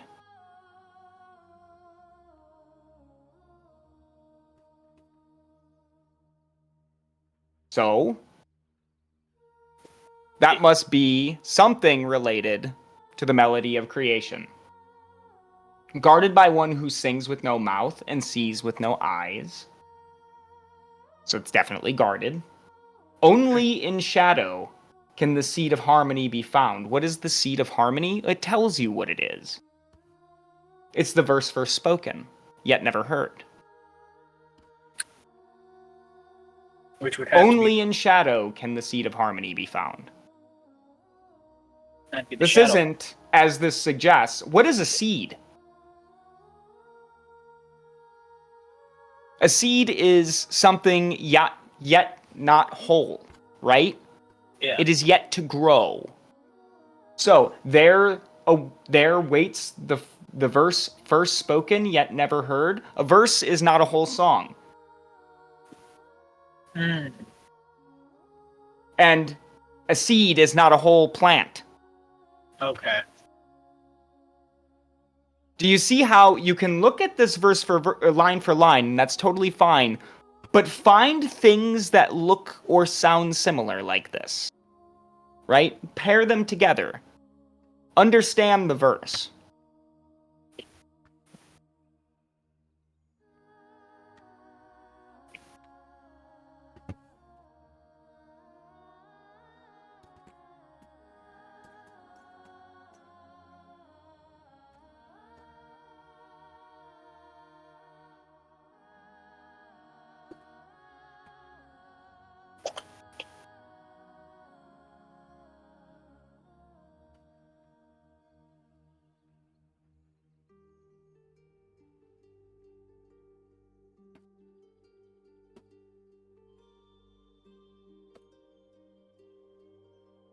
Now, I will tell you guys, for the first chapter alone, second chapter, this will not happen.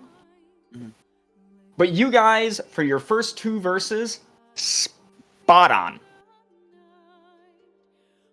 I had my mic muted, but I was sitting here going ding, ding, ding, ding every time you guys were talking through that. You guys are far closer than what you think. You're not as stuck as you think you are. I'm trying to remember what we said for the first 2 verses. The first verse is that we have to that the Sky's fault is related to the Underdark. Yeah. Uh, Oh, fuck. Why is it related to the Underdark? Follow the last verse, where memory coils and forgotten things dream. What do we know about the Underdark? The Dorgar? Well, No, wait. We got the same type of stuff as Pendesia down there. Yeah. Aberrations. Aberrations, different spectral forces. the Underdark and Pendesia, the dumping grounds of creation. There's an idea. Because Pandesia, we've linked the 3 locations we've linked in the song is Pandesia, the Krivbekna's land, the Ashlands, and the Underdark.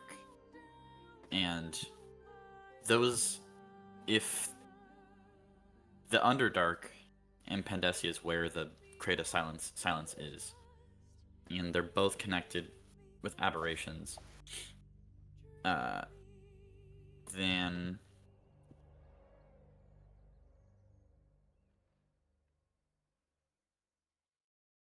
the new world's gonna start in what the world drowns in discord and dawn. That would be the animals going crazy. Silent Sea starts Song and Stone. We will have to go to the Underdark to find the forgotten, the dumping grounds.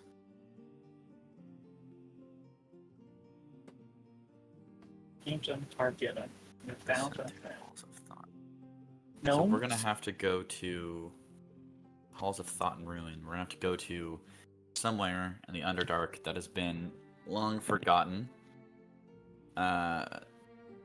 Specifically, probably relating to creation because of thought. Although thought could also be like Could it?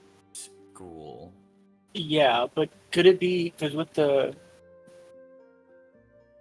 I don't know why. Like my brain, I know it has nothing to do with it. I'm gonna mute my mic. You guys are you do not need my help. I'm telling you, you guys are doing fine. I'm gonna mute my mic. You're fine.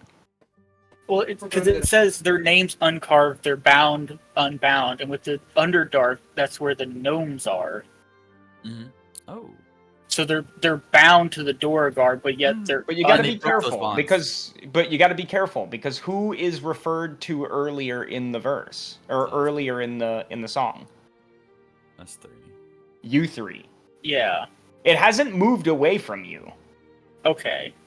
So maybe when we get to the part where memory coils and forgotten things dream, our names will be uncarved and our bond will be unbound. So maybe we're gonna get to the Underdark. We're gonna find the first step. We're gonna find the aberrations. And we're going to either A, forget our names, or B, forgotten from history. And our connection is going to be broken. Yeah. So we get to the Underdark, we find wherever this first piece is, and with this, we either succeed, and while our names may be uncarved, if we fail, our bonds are unbound. Is that our bonds to each other or to our gods? Could be both. Could be both. Yet, despite that, we will be yet chosen by the echo of a note unplayed. Which could be a forgotten god. Yes. So, this is a cool thing about the way these poems work. I'm going to read this out, okay? 3 shall tread the path beneath the skyless vault, where memory coils and forgotten things dream. Their names uncarved, their bond unbound, yet chosen by the echo of a note unplayed. You can move this around. You can change what each stanza says simply by moving the verses as long as you keep the line of 4. And that will also help you understand it better as well. So if you break you down, what it reads is, 3 shall tread the path beneath the skyless vault, where memory coils and forgotten things dream. Their names uncarved, their bond unbound, yet chosen by the echo of a note unplayed. They shall descend through the halls of thought and ruin, past the graves of voices, to the cradle of silence. There's a period there, and when it opens up, you can tell you've reached a destination, therefore you're not mentioned anymore. It tells us about the destination. That and only then are you stopped talking about. Right? Okay. Does that make sense? So when you look here and you see, and again, this is chapter 1. We are streaming this to YouTube. Or streaming it. We are recording it for YouTube. So will I help the players through each and every chapter like this? No. But this is to help them understand how these chapters work, which is also just as important to ensure the campaign can move forward and we have a good show. So, their names uncarved, their bond unbound. Are you known anywhere? Are you great heroes yet? No. No. Your names are uncarved. They are not put into the books of history. Your bond is unbound. You all have only just met.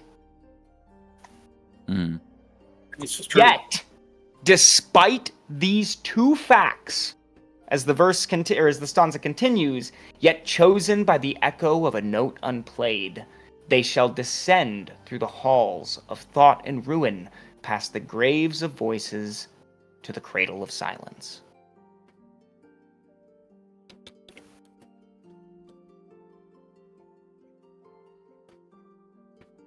break this thing into hundreds of different tiny, 4-lined verses if you have to. These things are meant to be manipulated and moved around, and only when you do that is a greater picture unveiled.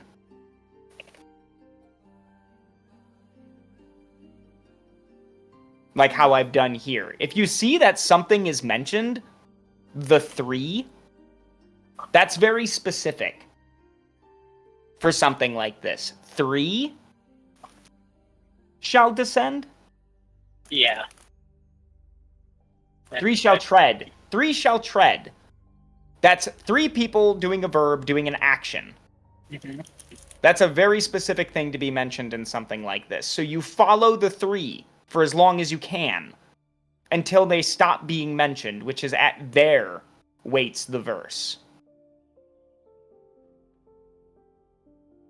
Now, I am totally fine with breaking this thing down with you guys because, as I've mentioned, this campaign is being put on YouTube.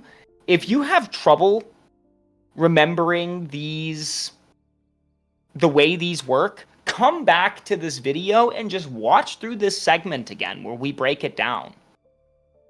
Because this is your key. This is your old Elithrian key, so to speak.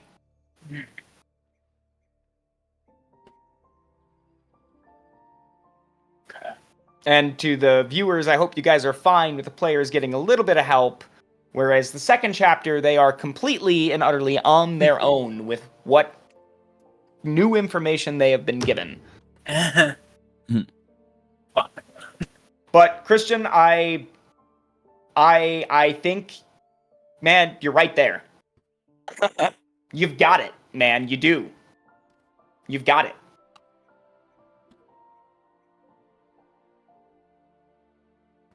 Thank you. So we're going to the Underdark. Mm-hmm.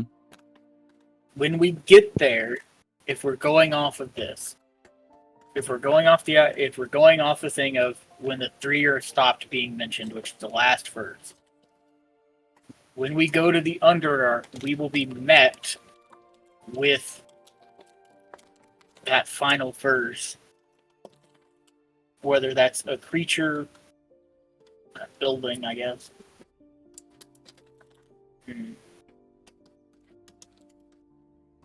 Melrig head hurt.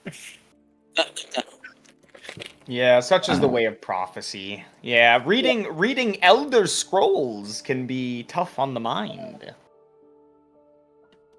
This one doesn't even give me the power to go back in time and see the dragon of the dragon set to eat all of creation. So It was one Elder Scroll. Let it go.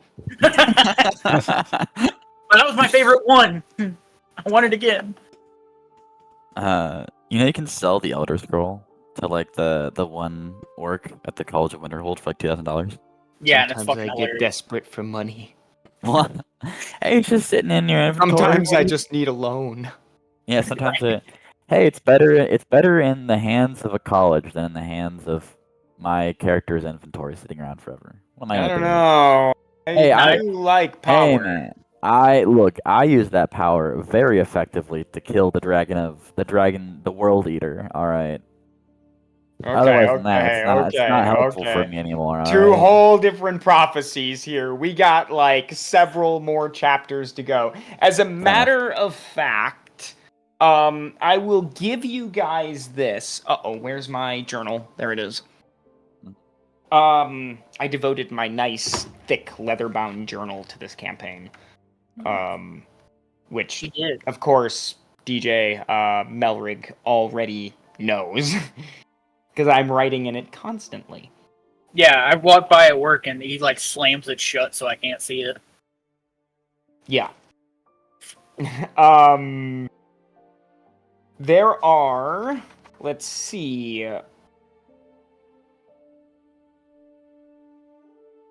There are about 5 chapters in this scroll as you unfurl it. I don't have a high enough intelligence for this. I got an 11. This one chapter, if there are questions, if you want to know anything about it, I will help you through it and I will tell you. But it is to help you understand how these work, so then for the next 4 chapters, you guys can figure them out. Yeah. So Christian got it right on in the Underdark. Christian got a lot of this right. It is not only in the Underdark, but it is in the Underdark beneath Pandacia. Ding, ding, ding, fucking ding. Holy shit, Okay. Underdark Pandacia is gonna be a little. It's gonna be Yeah, it's fucked. gonna be a little. Yeah, it's gonna be a little fucked on that. It's gonna be extremely fucked. Underdark's Yeah, already fucked. fuck. Pandasia's already fucked, but now we have to do both. Now you combine both of them. Now it's like, oh shit. Ah, Welcome to the hero campaigns. Ah, shit. fuck. Here we go again. I swear. For external context, the party has been to both the Underdark several times. We feature it quite a lot in campaigns. It's good to get players familiar with it in case they have to go there. But we also have a place. We're not going to share any. By the way, try not to share any spoilers here for what audience we do have. They have also been to this other place, Pandacia, and there's more of that to come. Listen, Oh, yeah. I'm just glad. I'm glad this time I don't have a wizard that I have to make a fucking amendment and a goddamn war treaty to get a gnome. Dude, it's gonna hurt not having that wizard here soon. No, I know it's gonna hurt, and We I'm might not have looking to pop forward to over that there point. and grab him. Oh god, yeah. Well, here's the thing. We're adding 3 more companions. Yeah. That's the squad. Now, this Thinking is of the cool fourth thing campaign. about this 7th campaign. Mm. Mystcliff is your... I don't want to say your home base because that makes it sound kind of stupid. Mhm. But this is a place where you have history. Yeah, we can This is go a place back where here. people know your mission. Yeah. Mystcliff is your resource place. I Yeah. do not want you traveling leagues upon leagues of distances when you have several assemblies here at your disposal. Okay? You're telling me we shouldn't go to a fort that may or may not exist yet? Look, No, it if exists. you want, because you have all agreed that this in the end, this is our campaign. If you guys want to go to a specific place for your own reason, I'm not going to stop you. But I'm telling you, when it comes to resources like information gathering, a library, there is a large library owned by the Assembly of the Scroll right here in Mystcliff. You do not need to travel to Elithria for a library. Understandable, understandable. And with a key to Old Elithrian, I mean, yeah, maybe some of those scholars over there could be useful to you for a certain thing. But if you travel hundreds of miles to get there and they tell you something you already know, that's on you. Fair. I want you guys to be very thoughtful about how far you're traveling, where you're going, and for what reason it is. Because the world's stages do not stop because you have decided to detour somewhere.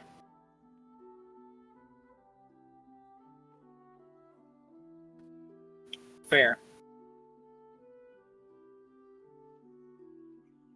Does this sound daunting to any of the players? No, we just gotta beeline it. Yeah, Okay. it's, Right. but Or we find the old wizard who definitely had magic circle by the end. And stuff like this, I love these ideas. I'm not gonna punish you for searching out for some wizard or something. Stuff like that is not gonna be punished, right? I'm going to reward adventurous exploration for the campaign's sake. But if you go running off to a library, which you already have access to, just know that, you know, the world doesn't stop moving when you do that. what if we look for a wizard that has access to a certain amount of explosives? That would be nice in the Underdark. Yeah, but see, he doesn't have access to those. He knows how to make them, but He doesn't. Yeah. yeah. We would have to get him back to the Underdark to then have him make it. Now, this is also another thing that you have to be exceptionally careful about. This is what we call metagaming. That's true. We wouldn't know about You that. Yeah. do not Yeah. know Leviticus is a person at all in all of existence. You have no idea of his adventures or travels. hmm There are certain people that I do expect you to know about, like Neil. He has statues all over the world. That is fine. But someone is specific, like one of your old party members, no. That No, is, true. that will not be allowed. If things Yeah. like that happen in this game, they will happen organically. Yeah. And we're too early into the year or campaign that they wouldn't. They would still be crawling their way through a river right now. No, all that happened. Right. No, that's happened already. They're Yeah. established. I would say they're already established and years have gone by. Oh, okay. My bad. I say, yeah, Tim and I had to talk about some stuff. Mhm. Okay. Then, So yeah, no, they're already there. They're established. They're where they were when we ended, but we don't know that. None of Okay. us Yeah, come we don't from know any them. of those areas. we're also not gonna run into. We're probably not gonna run into them anyways. The We have only to go out of our way. there's Well, only like We are going no, east. we are going east, and there's for at least two of the characters, there's a decent possibility of running into them. One of them that's True. on the eastern side, probably not, as they were a hunter and they could be literally anywhere. And the other one's out west, and so we'd have to head west to do that. That's true. Well, So technically, not really, because the ones on the east would have made a magic circle to connect the two, but we don't know that again. Yeah. So this whole thing brings up a question that I just thought of. How are these three characters determining to go to Pandacia? Oh, that's Yeah. true. Now, Pandacia is a place where prisoners are sent and released. Nobody knows what happens there. Right. But there are a group of adventurers who have been there. This is, again, what DJ and I talked about. The previous party is established. This is years down the road. So that book is out there, so people know. That book Some is people. out there. Now, you all have had access to the Synod for months. Now, I want to remind any viewers that we have that the party had a private session between me and each and every individual here to go over their backstory, how they got here, how they traveled, all of that. The party has been here for months. They've had access to some of the best libraries really in the Argarian. It is not out of the ordinary for someone to learn about a brand new discovery that is huge. Right. That is your last campaign's contribution to the world. That was the whole reason for being. That is rewarded here. Okay. So, on the assumption that at least one of the three of us had read that book, or at least heard of said book, I'm going to go with Samara, because, I don't know, they seem like the more intelligent one of the three of us. I read. All I did was read. There you go. Bit of reader. That Samara would I did. have this information and would know about it.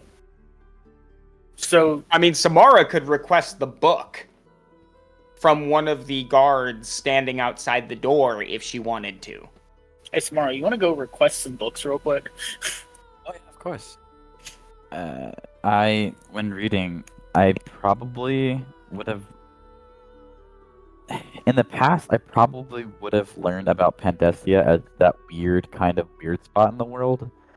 I would have probably known that there were adventurers that went out there and came back, which would have made big news throughout like everywhere and like in every monastery. Like it would have been like huge news that people had come This back. this is not come just back. huge news to even a select group of people. This is big news to the world. So for context here, Pandacia is a place where people do not come back from. There aren't stories about what it's like there because there's nobody to tell them. Pandacia is a place that people cannot explain. People wander in and they don't come back. So it's often a place of exile where some of the most dangerous prisoners are released from their shackles and forced to walk forward until they are completely out of sight. And only when they're completely out of sight can you guarantee that they will not come back. And so a group of brave adventurers ventured into Pandacia and made it back. That tale has been written down and has become one of the greatest discoveries in world history.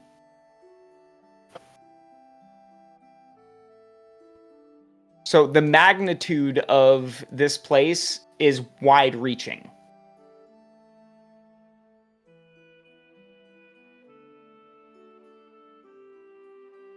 And so, after requesting your books, there are 3 different copies of it that have been penned by 3 different scholars in the Assembly of the Scroll that are brought to you. 3 different translations.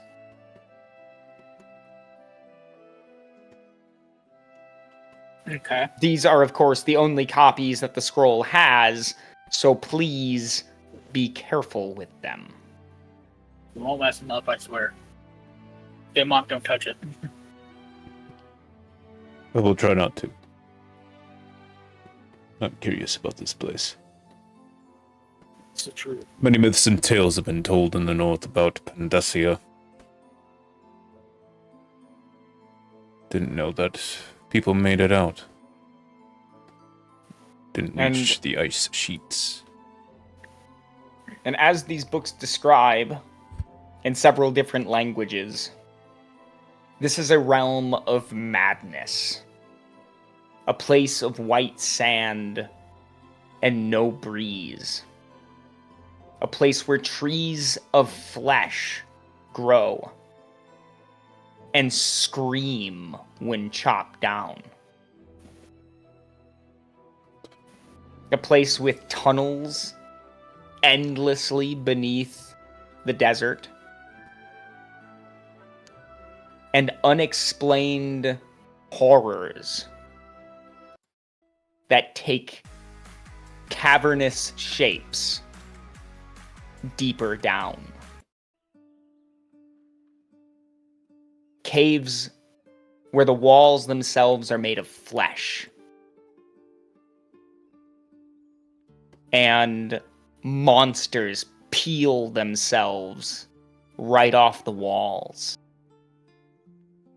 before attacking. Almost like an immune system fighting off a virus of one giant living organism. Of course, this is merely a description and not a fact. But a theory, perhaps. A game theory. Well, Surely a place like this cannot exist. no, but fortunately, it's kind of lining up with these first two verses here. Whoever Well, wrote least- this has grown mad. This is true. Does it say who it's by? Does it list the adventurers that were part of this group? Nice try. No, that was like a genuine The front of the How do we, book says how do we, that this copy has been drafted and manuscripted by Brother Emmanuel of the Scroll, of the Assembly of the Scroll. That's what the front of it says. Someone needs to speak with Brother Emmanuel. Yes. We He might know more about this place. I think we've learned as much as we can. I think we're just going to have to head east. I think. I think we're just gonna have to head east I think and we're going to have to go get a ship and head east. yes. Importantly, I think we'll have to head to the Underdark, which, if that is true, we should be fairly armed, both with knowledge and with equipment and Yes. supplies. The Underdark Yes. is, We need as steel. far as I could, as far Well, as I if we could tell want- from my studies, it was a fairly dangerous and weird place.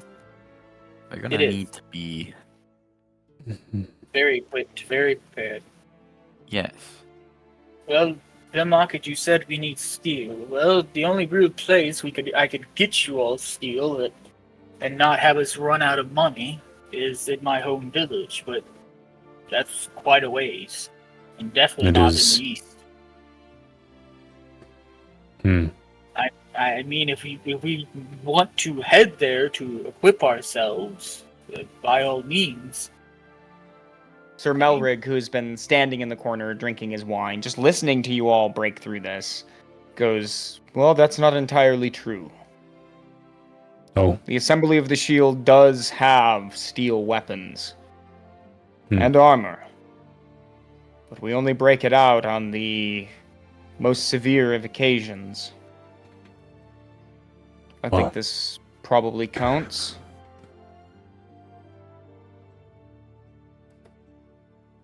Don't call the shots, but I would agree with you. No, but I do call the shots. This is true. He This does. is true. What do you need? Well, Denmark and Samara will need some form of steel. I have my steel armor and shield and weapons. Well, that's good, because I can hardly help you. I have no armor that is sized for a dwarf. I'm sorry. This is predominantly a human settlement. I could have it reshaped, but it would take weeks to reshape the metal. Yeah, it wouldn't. But for you two,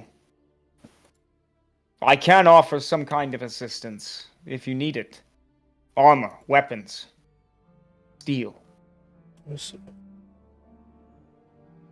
You have a steel battle axe.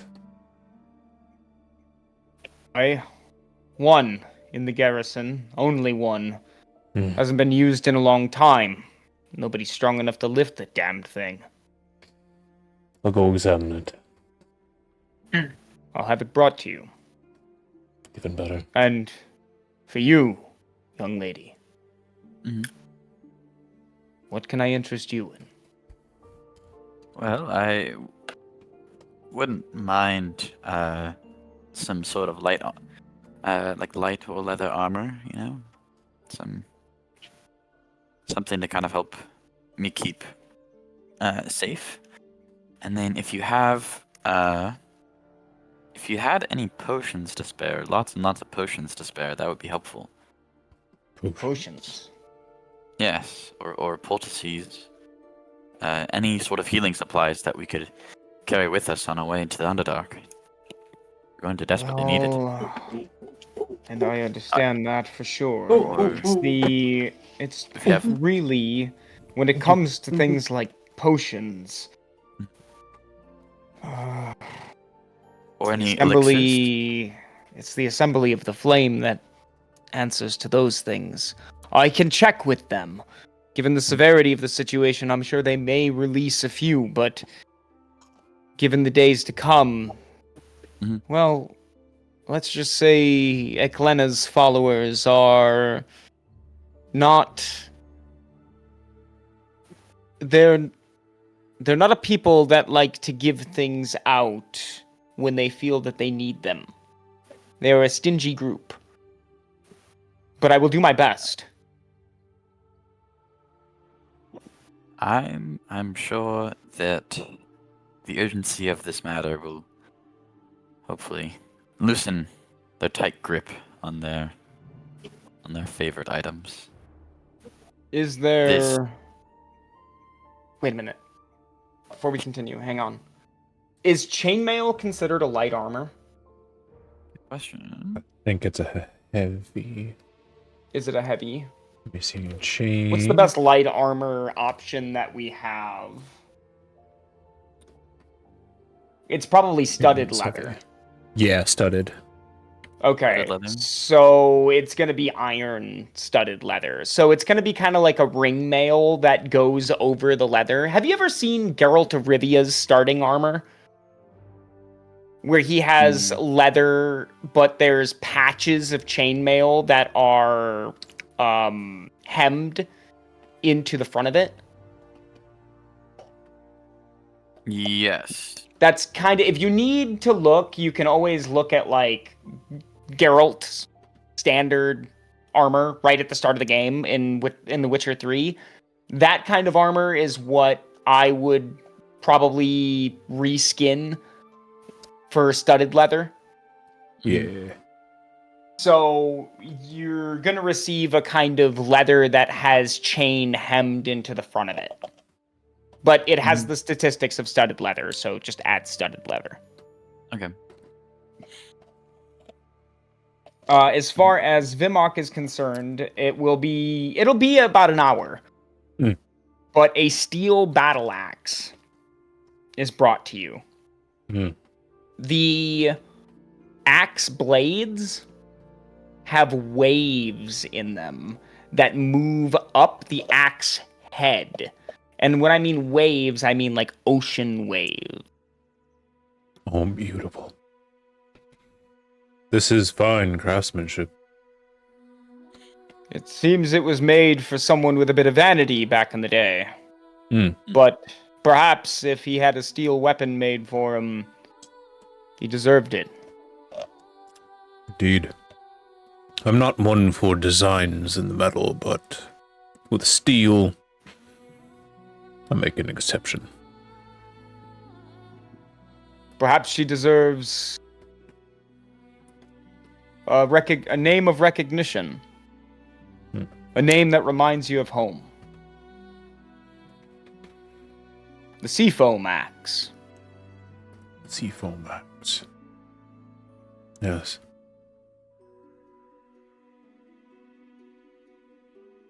Her name is Seafoam. Boom. She does look heavy. Feels perfect in my hand. This will do nicely. It'll be 3 hours later when the Assembly of the Flame is stopped by the guards outside, and their gift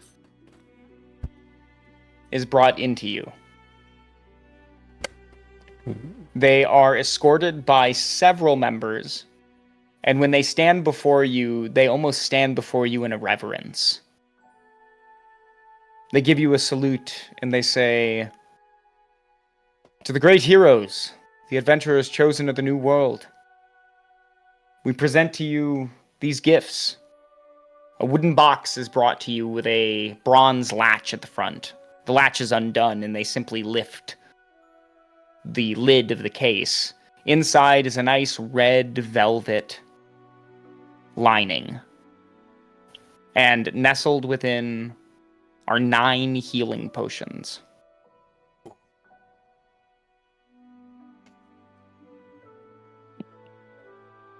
These secrets were gathered from great scholars in the East. A new design. A new concoction. One sent to seal the wounds recently driven into a man or woman's body. They heal miraculously as if gifted by the divine, but purely alchemical. This practice is banned outside of the Assembly of the Flame here in Mystcliff. And this practice is strictly controlled by the church. A second part of our gift that we will tell you is information. Out east, the regulations of this drink are not as well kept. It seems these concoctions have made it into a recent black market. No ethical or moral judgment will be brought upon you if you must reduce yourselves to these markets What is a black to claim market? such drinks. Illegal. Hmm, Kept in the dark. I understand. Alchemy is outlawed in the kingdom of Icaria, and outlawed in the kingdom or republic, depending on how you view it, of Elithria. Further south, it seems this drink has not quite made its way, and we are not keen with sharing it. You speak of this to no one. They snap the lid closed. It is our gift to you, noble heroes. A worthy gift. Thank you. They stand before you, and one of them, now dropping the pleasantries, will step forward and say, "It is an honor to meet you, all of you. I would shake your hand." The guard kind of steps forward once a little bit, but maybe when he sees Vimok step forward first, he steps back. Give a Each chuckle. of the Assembly of the Flame will shake your guys' hands quite vigorously Okay. as they say, "May the gods be with you. May the gods be with all of you. You do us a noble service." May the gods be with you. We depart. May the Yes, gods thank you. watch over. Thank you. Thank you. They all kind of step back a little bit after shaking all of your hands, and then they are, at this point, the shield gathers, and they say, "All right, that's enough. Let them rest." Yes, yes, yes, yes, yes, and they are ushered out of the room.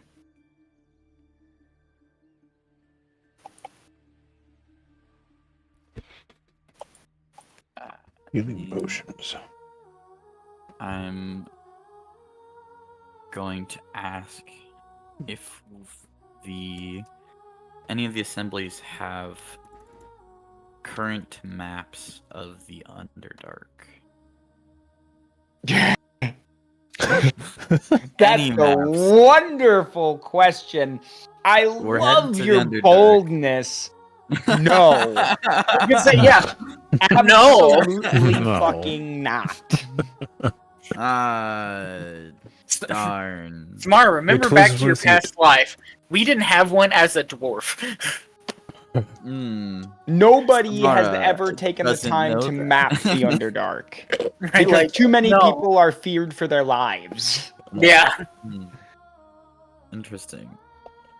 Samara would be interested in making one if Samara also wasn't currently engaged with trying to prevent the end of the world. Or Are to figure out you proficient in cartography tools?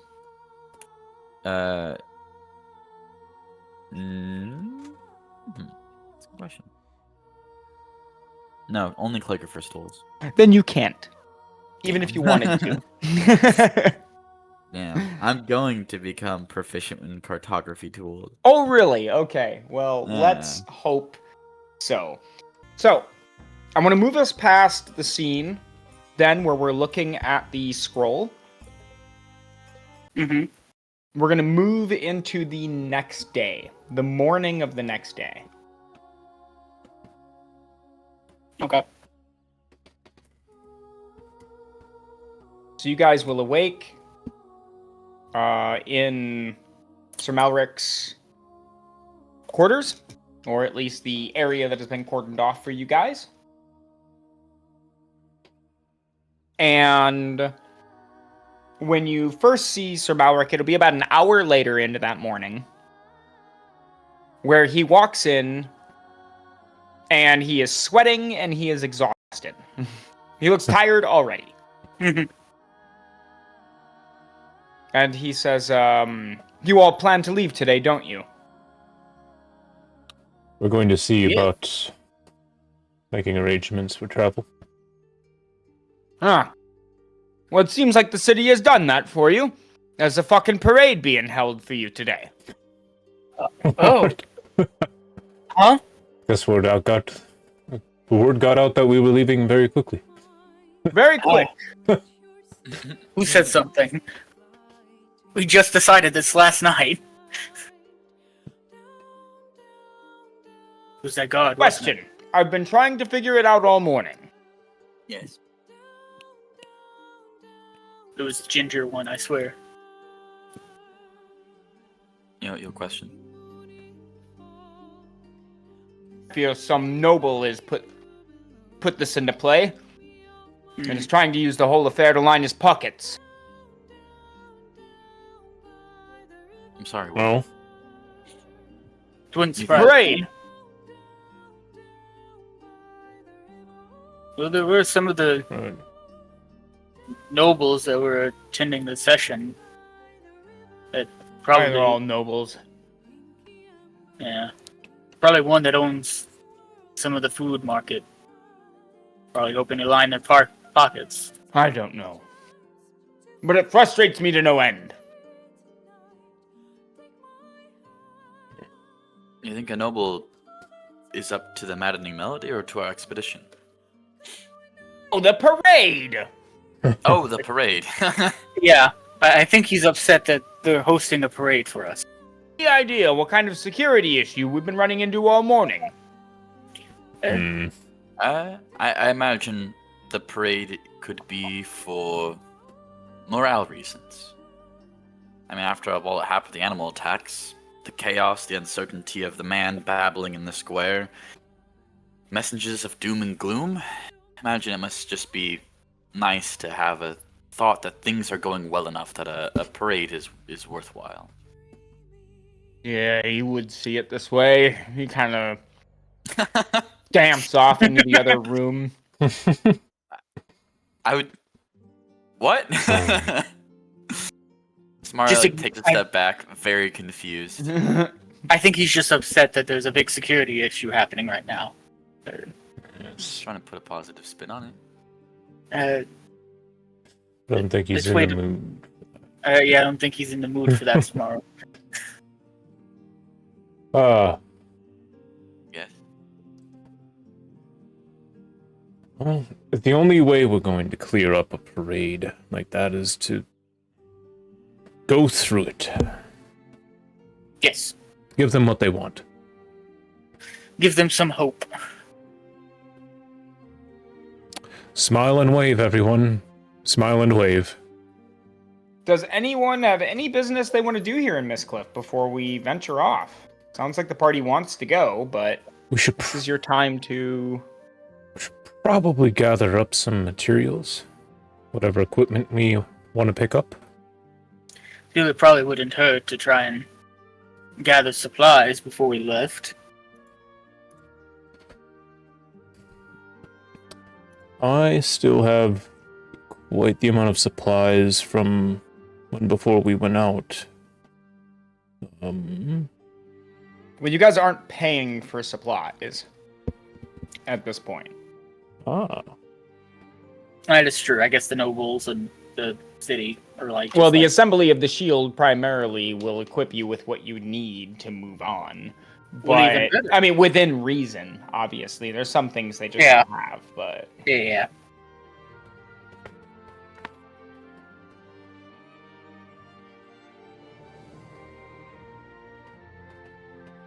Well, let's get some more oil.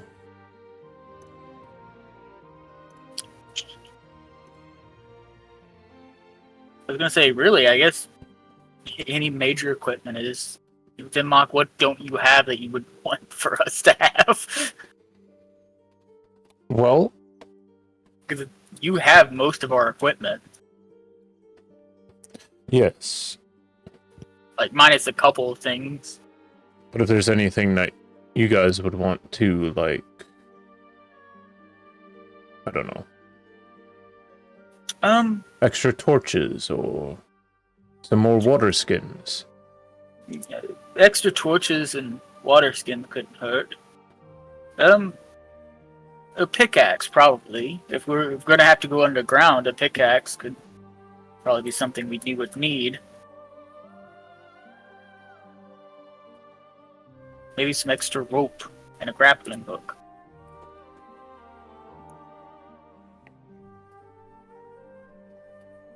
Pick up whatever you need.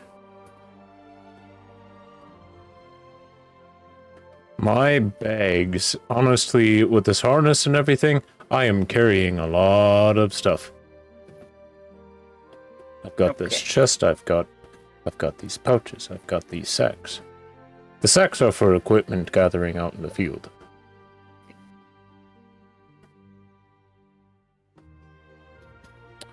Maybe another hunting trap. Oh, why do we... Well... Ah. Sir Malric, told me about funneling enemies into a single point in our different scenarios. So I have one hunting trap that we can set up to utilize in that manner. I got it for hunting normally, but don't need that anymore. Oh, this is true. I mean, if anything, Phil, you and me, then Mark, if we can create a pretty good funnel for most things. Yes.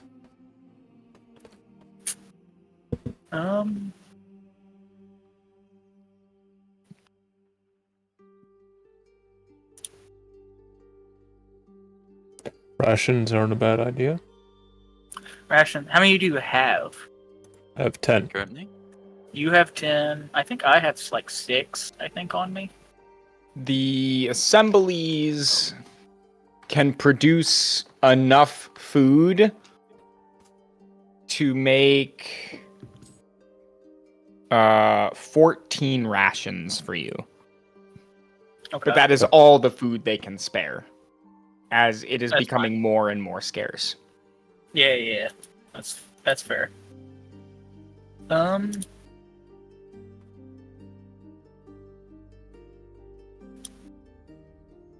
How many of those do you guys want?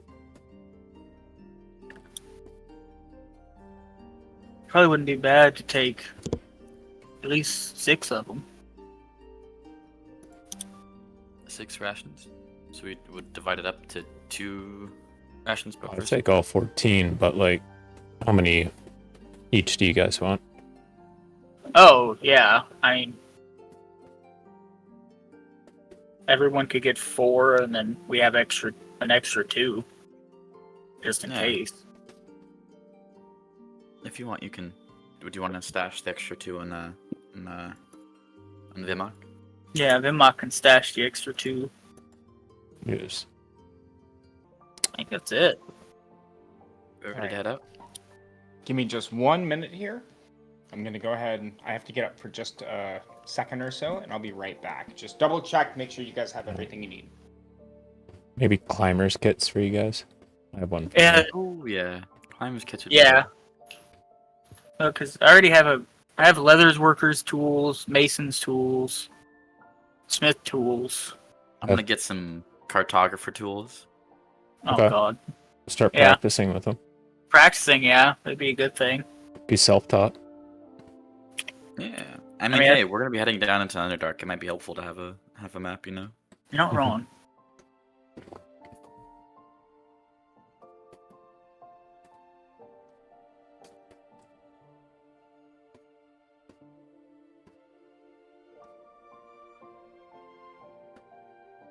Hmm. Maybe new sets of traveling clothes. Maybe Yeah. Sorry, wouldn't it? All right. new sets of traveling clothes. It's pieces of parchment too. Pieces of parchment, especially if you're going to be doing. Extra Anything like- ink, chalk, Yeah. charcoal. Chalk and charcoal. I'll grab some of that too. Parchment. How many pieces of parchment can Vimark have? That's a good question. The Assembly of the Scroll would be willing to give up some... Okay, so these are scrolls of parchment. I have a scroll And they are case. willing to give you... Yeah, they've got shoddy scroll cases. These are not great ones. They're just, you know, bought one. enough to keep the... I bought one earlier. Oh, okay. Well, they're willing to give you 11. 11. 11 scrolls of parchment.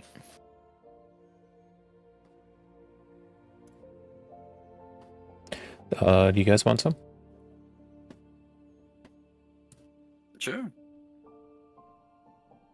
I wouldn't mind climber's tools.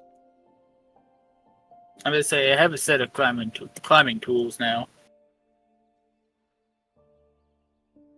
Good for the whole Money. party to have some. Yeah.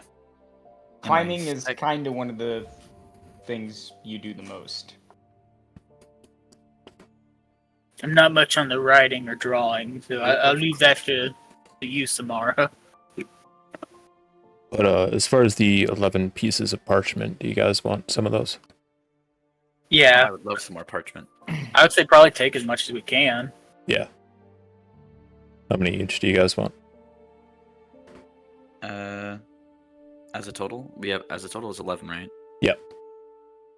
How much parchment do you need? I just wanted a few in case there was like rubbings or something to take. I would like. I'll take 5. 5. Yeah. So then if I take 3, Melrig, you'd get 3. That's fine.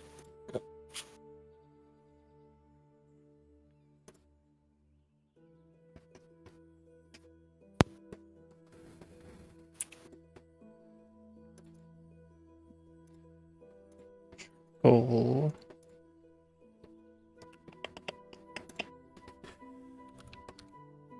I mean, charcoal is easy, yeah. You probably wouldn't even have to requisition that. You could just reach into Sir Malrek's little fireplace and find pieces of charcoal, so... Sir, are you going to use this? If not, I'm going to take it.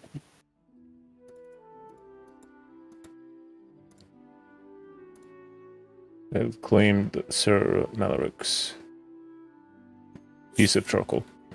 He does not care, it's just charcoal.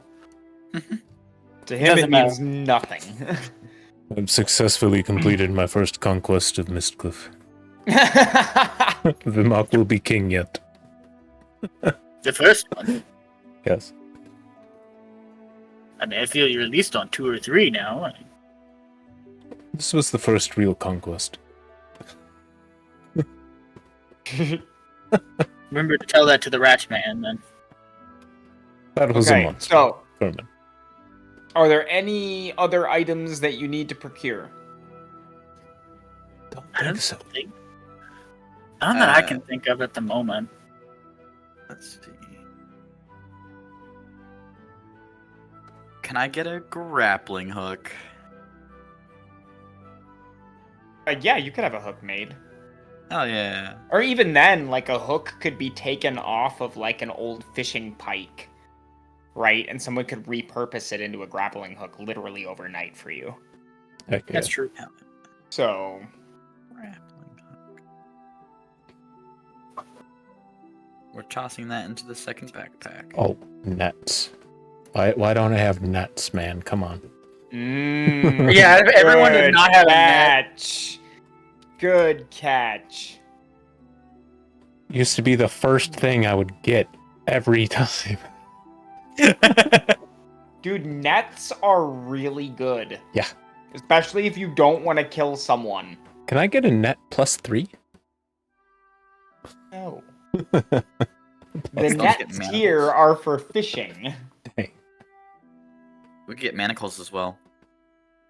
I have one set. Manacles. Yeah, but I feel having more would probably help. I would Yeah. say each of you is given a set of manacles. in case you need to detain someone for information. I would say that that's probably a gift from Sir Malric there. From the assembly of the shield, they give you not only your weapons, but a set of manacles, maybe like with your new set of armor, it doesn't have the emblem or anything like that, right? You're undistinguished from the assembly of the shield, but it's good armor. Oh, tents. I have Mm-hmm. 1 2-person tent, which is really a 1-person tent for me. I was gonna say that's just really a huge tent on that one. Yeah. I would say yeah. So for it you. feels- So I mean, Okay. probably Samara and I each need. You our own guys tent. need bedding. Now stop and think of it this way. If you are not sleeping comfortably, you are not getting a full rest. Mm-hmm. I have a bedroll. And we do That's not not have gonna... Yeah. the hut. So we need good stuff. Yeah, you guys actually have to survive out in the open air. I'm gonna add a blanket and stuff to Yeah. get more pythons and more rope. Yeah, I'll get a blanket. Good. Yes. See, this is what we're looking at. Yeah. Remember your situation. You're gonna have to bed down every night. Someone is gonna have to be on guard every night. You might want bells, cans, something strung to string or rope, right, to serve as an early alarm system. Anything you can think of. Think outside the box. I have 100 feet of rope on me at this moment. Nice. What kind of rope? Hemp. Hemp rope? That's thick rope. Yeah. You're gonna string that around what, a bell? Just tie it through a can. Mm-hmm. I think somebody did buy a bell though at one point. In Yeah, this campaign. I've got bells. Yeah. I was gonna say, yeah, I think Venmont bought some I was bells. gonna say, I know somebody bought bells. Somebody's all built up. Yeah, Well, 'cause- I am So what- Norman Reedus in Death Stranding right now. Straight up. that walking. The package Grabbing both straps. Oh, Vima, could you carry my bags for me? Yes, of course. Thank you. They're just so heavy. Krusty Krab pizza is. For you and me. Krusty Krab. Going up the mountains in the Underdark, just wind just blasting his face.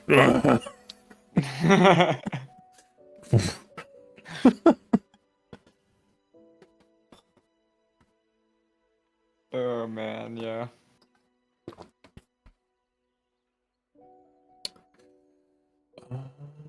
I have so many items, it takes a little bit to find what I all have. You said, I know you have a big bag, and I know you have a bunch of like little bags and stuff. Are you sure? I'm not asking you to do the math here because I think that's a little ridiculous, but judging by how much you have and the volume of baggage that you can carry, do you think you're fine on volume wise? Is That somebody should be a else lot of gonna this is have to little carry... Okay, all right. Well, and I can also help carry things. Well, I'm just concerned about volume, right? If you look at it and you're like, nah, I think I've got enough bags and stuff, I don't think the volume's a problem, then that's fine. I'm not gonna argue that. You just didn't see I Earth think every time you there's something that maybe, and again, I'll address the unseen and unheard audience that we might have. I'm not a person who cares so much about the numbers, so much as what the player thinks, right? We have a level of trust here at this table that I think is very well founded. So, we can usually forego. Yeah. Okay. We can usually forego some of the mathematics here, just, eyeballing things. And if it comes up again in the future, it'll be me asking a question. How are you doing on volume? If it's still fine, then great. If it's looking like it might be a problem, then we might have to divvy out some of it. But As of Yeah. right now, I'd say I in think you're gonna Melrig, be you gotta okay. carry your pickaxe. That's fine. I don't carry a bow, so I can carry a pickaxe. Okay. I'm leaving the pike behind because I have my javelins. Your pike will be taken by Sir Malric, and he will keep it in his personal place. Nice. I need you to make a note of that, though, somewhere, so you Yeah. know that your pike still exists. It's still there. Because you never know after this campaign, depending on how things go, that might become a pilgrimage relic. Yeah. So, to anyone day, who's... Yeah. Your monastery, my- maybe. My knucklebone will be heisted by one priest from a different monastery to increase legitimacy of his church Maybe. on Oh pilgrim god, footpath. my village. Maybe. That was my Oh. favorite part of learning about like medieval traveling is about how often it was just like priests would perform heists on other like churches to like I heard Saint Ignatius's finger bone is in the church in this Basque region. We need to go right now. Yeah, we need it. Yeah. It'll encourage pilgrims to come out here to our church instead of that church. That's what Jesus wanted. Yep, that's what Jesus wanted. And then eventually, I think the church had to do a big old clamp down and say, "All right, stop it, Stop it. stop, done, no more." Stop stealing No more knuckle stealing. bones. Yeah, this is getting out of hand. Getting crazy. It's like you guys You're are not- a whole hand Let of a the- saint. Let the saints rest. All right. Leave them be. Ah, but I really need that guy's pelvic bone, though.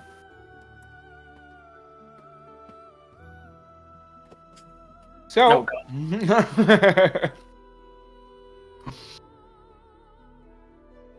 how we doing on loot? I'm good. Loot. I think I need another net. Oh, God. Another net. Never underestimate want- the power of a net. I think. Yeah, I want everyone prepared rather than underprepared. This is true. Just wait until we Could get a I- net thrown at us. It's not a good time. What's the 411 on getting alchemist fire? Well, it's literally illegal. Sebastian was literally taken to jail for this. What? Yeah. It's illegal for peasants. All right. What's the deal for us? We're God's chosen people. We follow the laws of the gods, not the laws of men. Yeah, exactly. I We want you to follow the walk laws into of Sir God. Malric and say that to The him. laws of men are dictated by the ethics and morality set by the gods and the laws of the gods. What did they Well, of say course, about but of alchemist course, of fire? course. What did they say? No. But like, is this like this is like an extreme situation, right? Fight fire with Are you fire? saying that the gods did not predict such a situation, and therefore, in their laws, they did not cover every eventuality? I would make no such suggestion. I would, in many ways, that we would allow like emergency powers in case of like a catastrophe. One Oh, might consider reflecting back on the text the gods have given us for our laws. One might I mean, after consider all, the is- armor is- that is now encasing your vital organs, and consider whether or not a stretch too far may be in their future. I'm just kidding.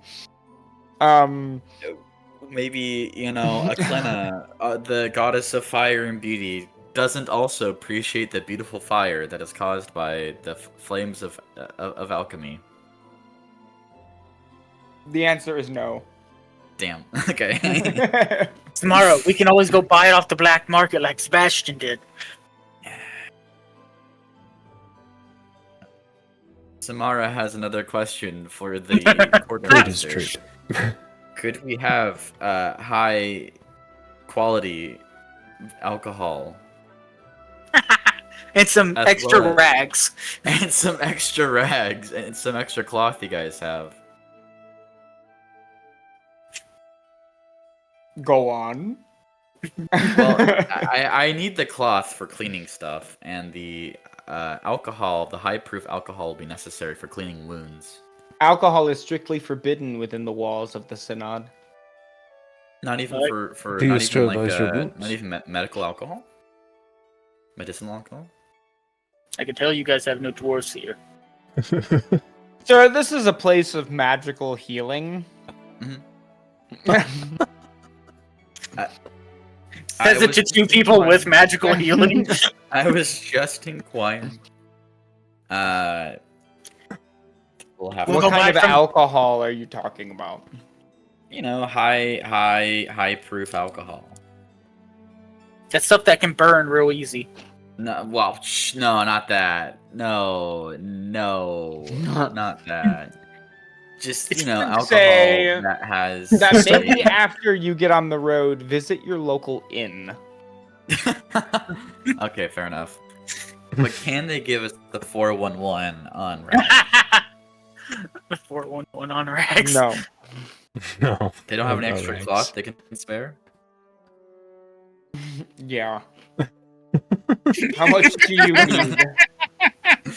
I would like at least 10 rags. You can have 10 square feet of cloth.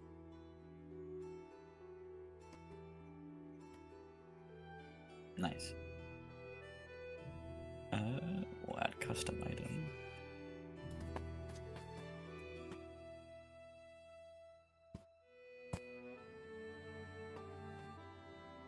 Add custom item. 1/2 of Molotov cocktail. A what cocktail? It's some dwarven thing. It's fine. Yeah, who's Molotov?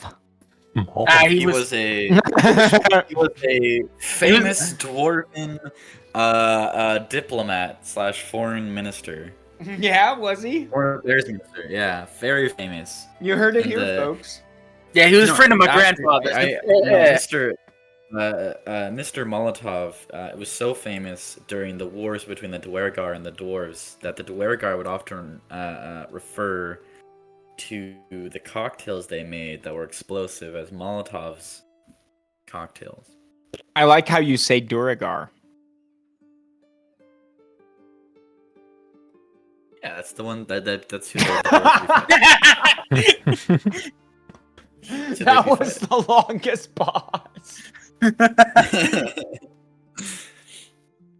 Okay, This we're is, moving forward. No, Canonical to shutting finish it down. our Si je pique. We're moving forward. Ready to go. Okay, do we have all of our items? Yes. Yeah. Okay, I have to go to the now you are on slight railroads or railroad tracks for this moment. Okay. Yeah. Now, I want to state the obvious. This does not mean you cannot return here. But word has spread. One way or another, you do not know how, word has spread that the world is in fact ending. But heroes of a new prophecy are right here in Mystcliff. When you all leave your quarters, you are escorted by 50 members of the Assembly of the Shield. Okay. You are each, surprisingly enough, led around behind Sir Malric's personal quarters. It is a large building. It's attached to a whole other section of building, but nonetheless, you are led around it. And in the back, you see something that shocks you. 3 horses.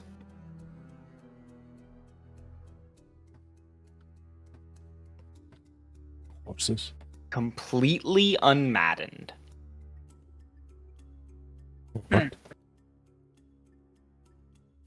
I thought all the horses How had can gone this crazy. be? Not all of them. When everything happened, a couple of the local priests began to pray directly around the chapels. None of the animals were affected. Look over there. They point to a tree. And in the tree is a small flying squirrel.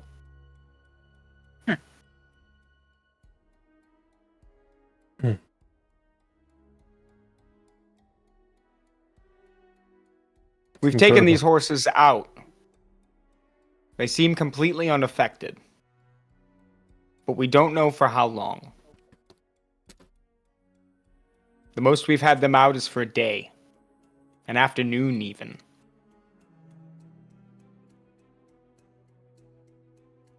Nonetheless, they will accompany you on your ship.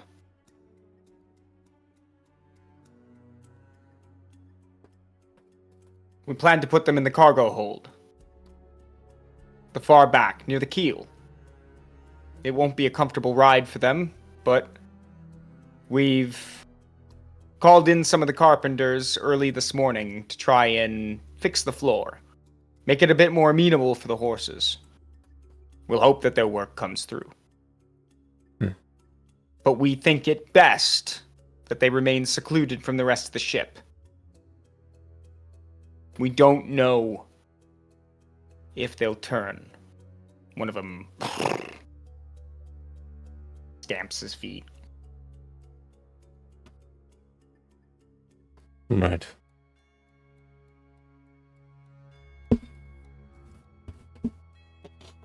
This will be a great boon in our travels. They're simple riding horses, but they'll do. They each have a saddlebag. He leads you forward. They've already been equipped. There are saddlebags on each side, as well as 3 leather loops that are attached to the saddle. These loops are meant for the placement of weapons. So you can hang your axe, your sword, whatever you need from the side of the horse. Nice.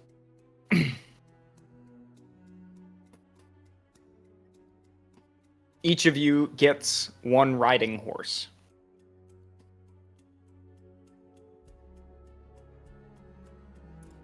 And as you all saddle onto your horses, Vimok,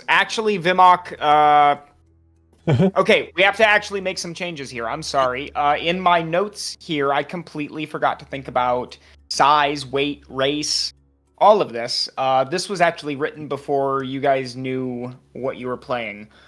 Okay, so Melrig, you get a pony. Sorry. Okay. Samara, you get a riding horse. Vimok, you were given a war horse. How's Sir that one? Malric's personal war horse. Oh my. His name is Stud. A strong name.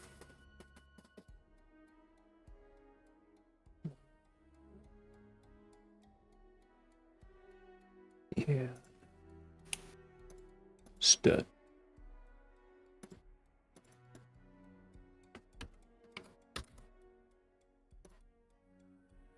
Three of you saddle up, and as you pass through the front gates, the streets are lined with people waiting. Nobody knew when you would emerge. But when you do, there are flowers and confetti. Music is played and people sing. The streets have colorful banners, even though they're made of old clothes that have been cut and turned into banners and flags. The people have obviously come together to recognize that their city, people from where they come from, are going to set things right. As you pass through the streets, you not only see the smiling faces of those who are hopeful, but also the faces of the downtrodden. Those who have recently lost their jobs, lost their livelihoods, who have become thin and malnourished due to lack of food. When you pass, they drop to their knees, hands extended with the last of the money they have, offering it not only to you, but to the gods themselves. Oh.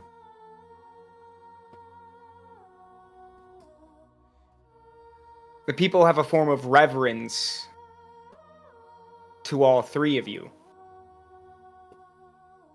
As if here on Naphis, three gods, all in their own right, walk upon its face.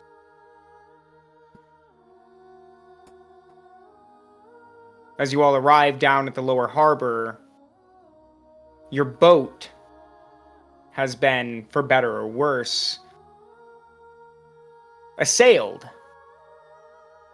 by people who have decided to decorate it with bows and ribbons of flower.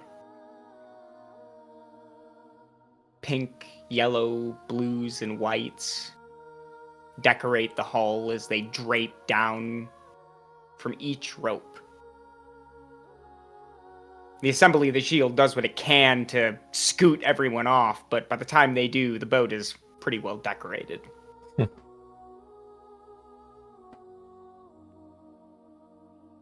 The people, in separate groups, all throughout the crowd, begin to sing their own separate songs. Those from different holy texts between the gods. And as you all step onto the deck, your horses being led past you by members of the Assembly of the Shield who are taking them lower deck, you meet your captain, Captain Emilio. He's olive-skinned, dark brown hair, brown eyes. He wears clothes that feature a lot of drapery, but he nonetheless steps forward and shakes each of your hands and says, "I've been selected by the scroll to lead you where you wish. This vessel is not mine, I assure you. I don't think I'm quite worthy for this job, but the ship is Mystcliff made." Looks to be a fine breed. vessel.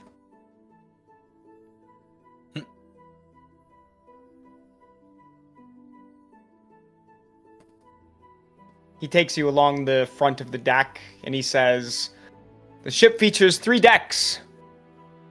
The top, the middle, and the lower.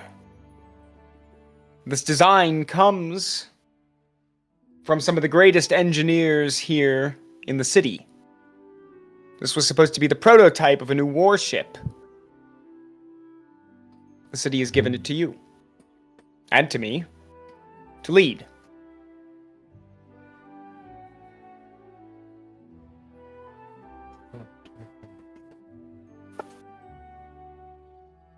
"She's powered by the wind." He Warship. points to the sails, large and white, furled up underneath the masts.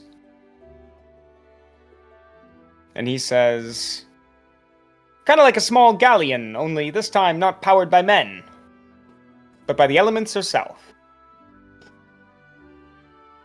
I believe Aurora will guide us across the sea."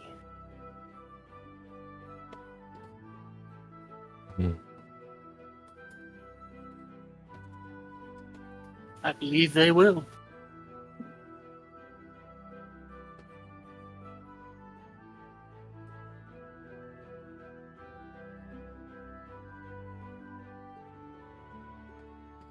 Ready to set sail.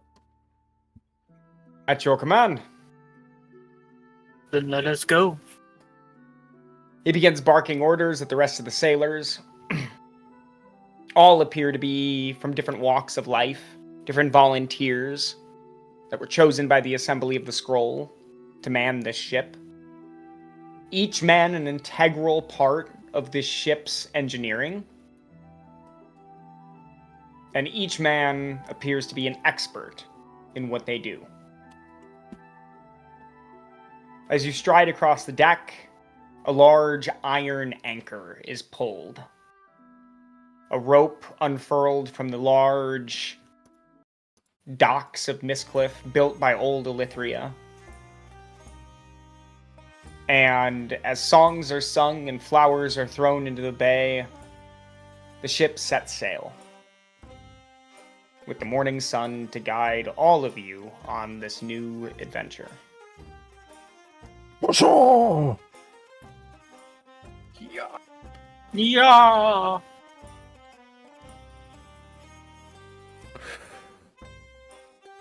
Oh, Captain Emilio, I'm not one for standing around on a ship when we are at sea.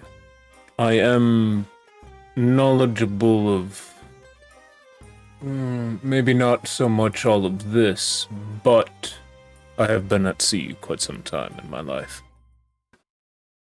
If there is any use that I could be in sailing, I will do my part. With your large arms and increased height, sailing. You can see far over the ship, much farther than I can. Your strong arms will allow you to fight the deep currents underneath its rudders. I can teach you how. But with your strength, I have no doubt that there is any storm that could blow us off track. Good. Well, I'll show you how it works. He begins to teach you how to sail the ship. Oh. Most of it is just keeping the wheel straight, or knowing when to lock it in place with these two ropes that are on the side. But every now and again, the ship will drift, and it's your job to understand when the ship is drifting. Now, thanks to your sea legs, which you've had for a long time, you understand the ocean under your feet. The way wood feels when it moves around. This is a larger ship than you've ever been on, but the feeling is the same. Yeah.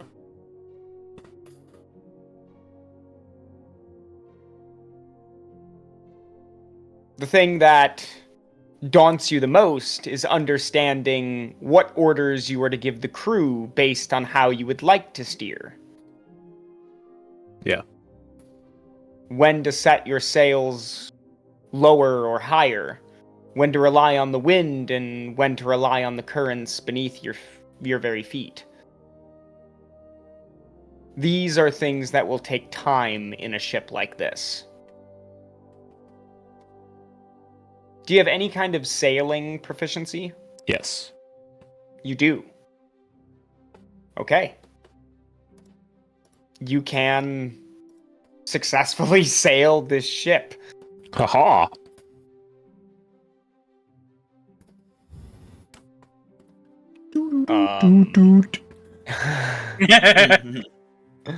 Perfect. So we have to look at how fast your ship can travel. Yeah.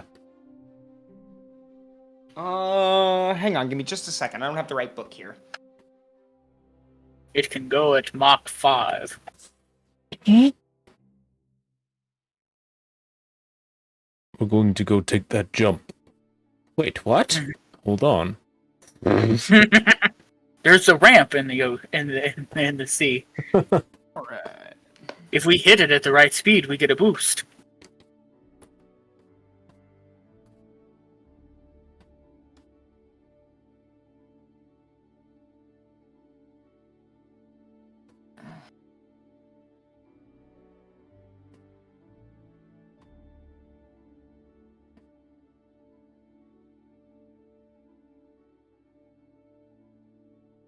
I know there is a spot in here that talks about ship.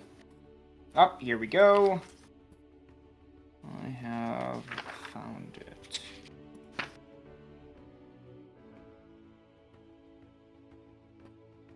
Okay. You are on a sailing ship.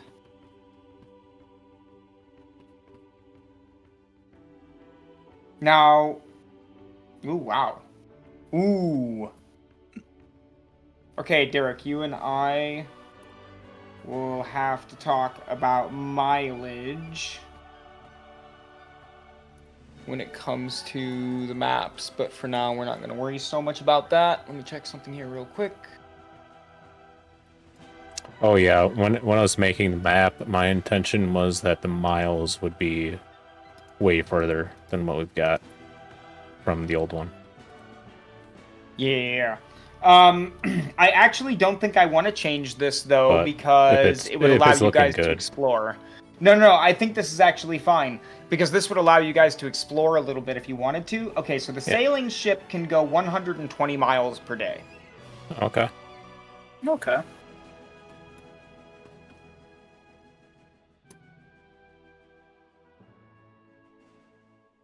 Yeah. Nice.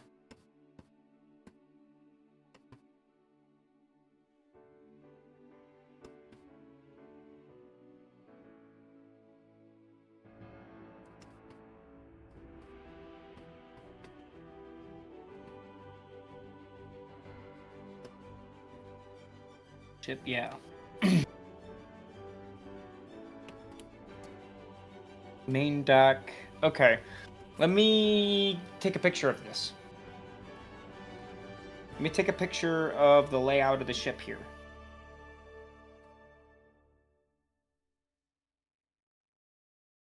And I will post this in Discord. YouTube has just paid for my entire trip around Europe. It paid for this new car, and it even paid for this new house for my parents. And yeah, I don't.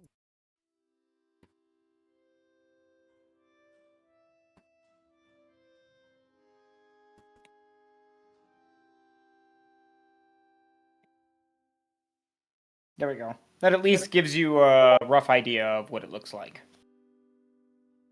Ship.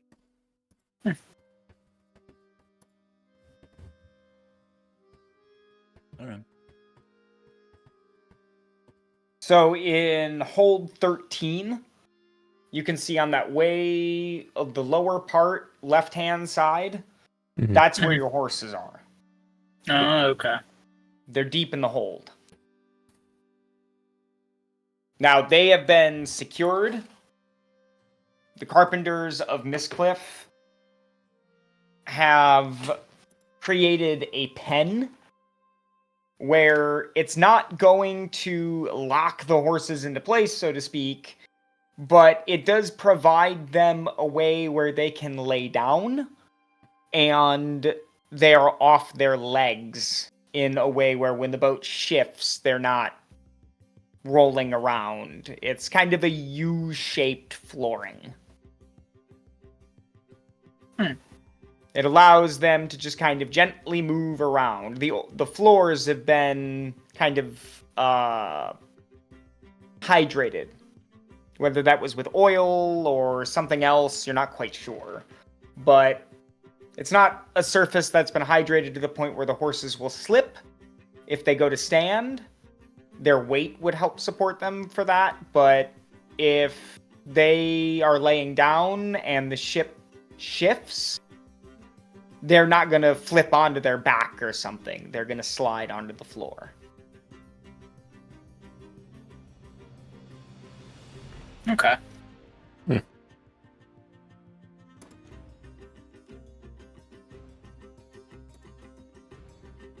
And this, of course, can be removed.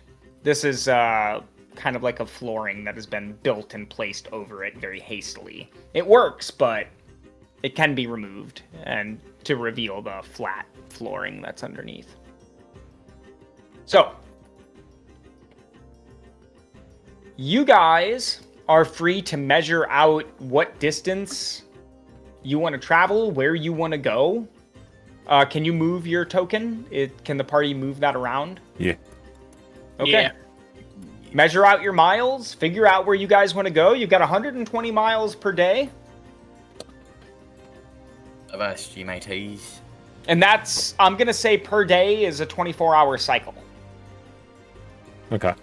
Right? So 24 hours will elapse by the time you make it to 120 miles. Yeah. Well, want to head straight east then? Might as well. Go check out this tiny little island down here. Oh, we do have island. That one down here. We could. I mean, what's even down there? I don't know. Well, let's go find out. You That's can go about find 20 out. miles. And it's in the eastern direction, so as long as you're going east, I feel we're good. 18 miles used. Captain, what's that island over there? You all begin to sail off towards these little rings of islands that you can see off in the distance. And as you come around, you can see that there are thin shoals that are built up all along the outside of the island. The water becomes quite thin, so you have to be very careful on your approach. Let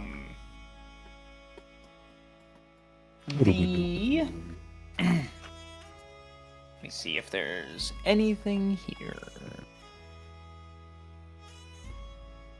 Oh, there's nothing there.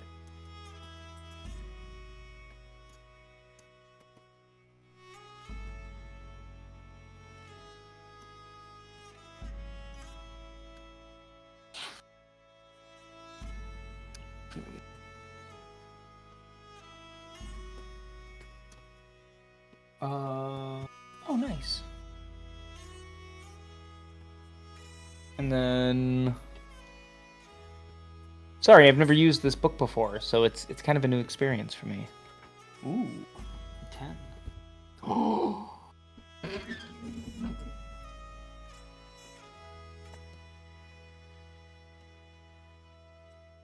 Oh wow.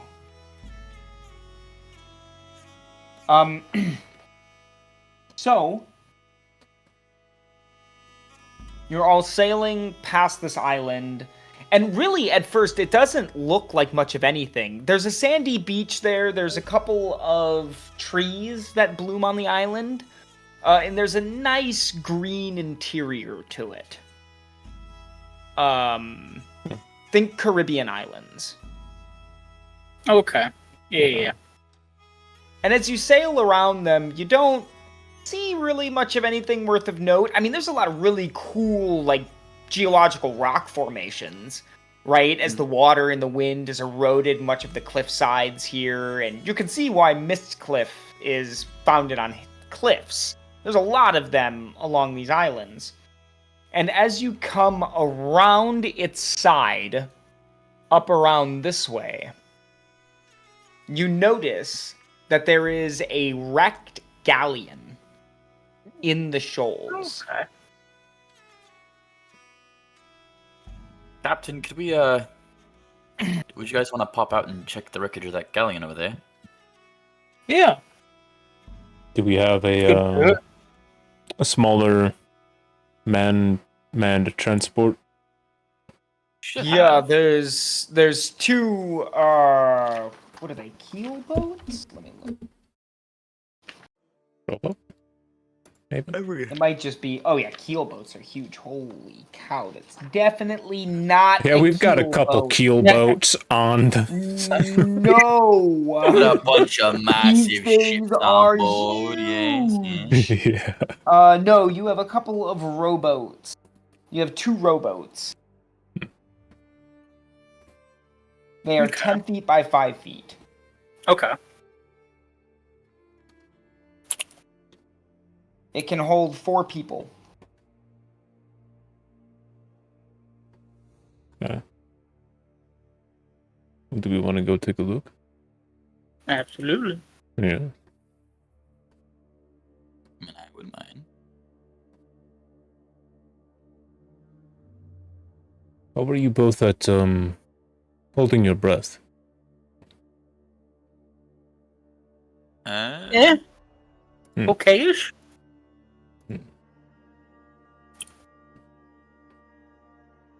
I believe I'm fine at it. We are to descend deep. Be careful. If there's anything down there that causes you injury, it'll be hard not to gasp in from the pain.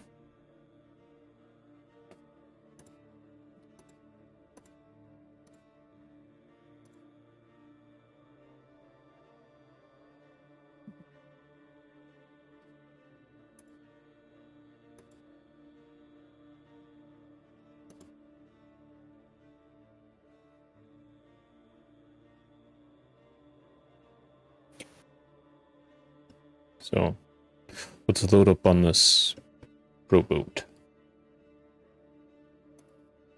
Yes, sir. Mm-hmm. We'll load up on that boat and find out what's in that broken galley or galleon. Not galley. It fits. Okay. Bring a net, a javelin,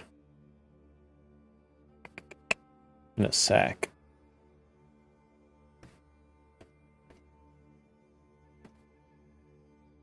Okay. I don't think I'm gonna have a decent map for this. Oh, you know what? I can delete this. Get out of here. Get out of here. This is your brain when you're struggling. Be gone with ya. And this is your brain.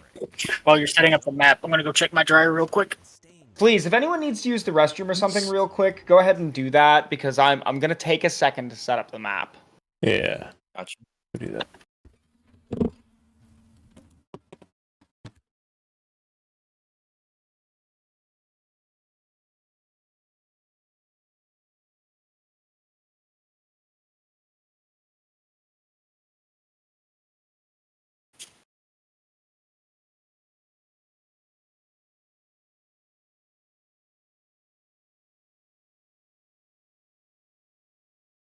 Okay.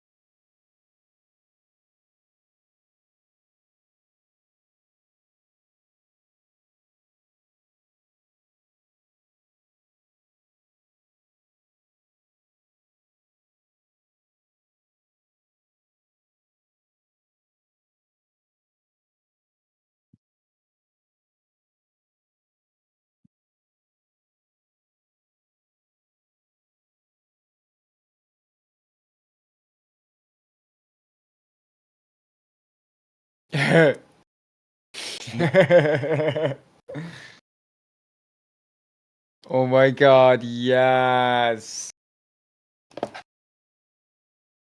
Oh my god. Give me this. Give me this right now.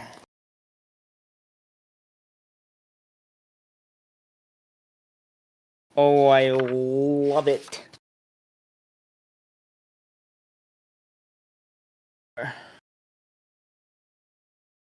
Um. Aw, man, okay.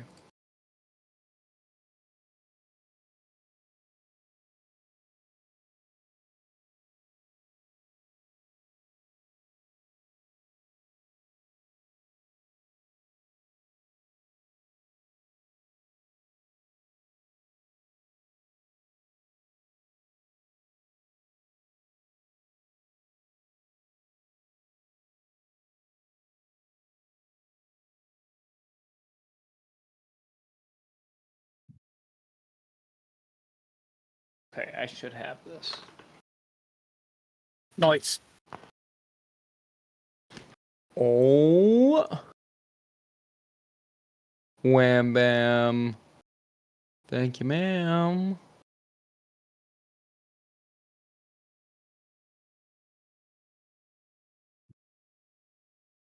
Okay, and then I can go get you guys' master tokens, which should be over here.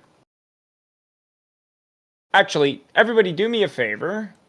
Back here on the Mystcliff map, let's go ahead and double check our master tokens, make sure they're correct.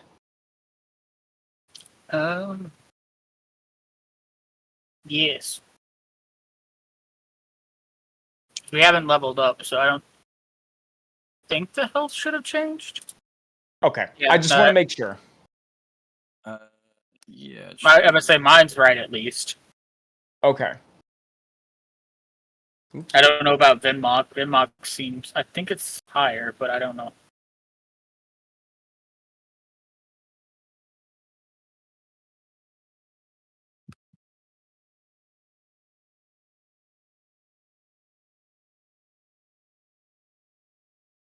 Bum, bum, bum, bum.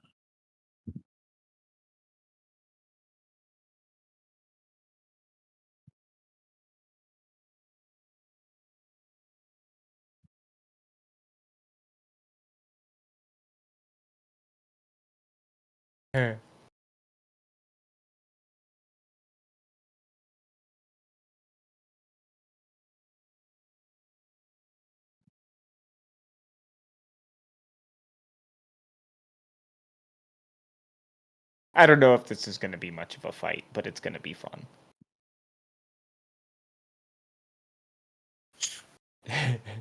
Venmok just one-shots it. It's likely to happen, actually.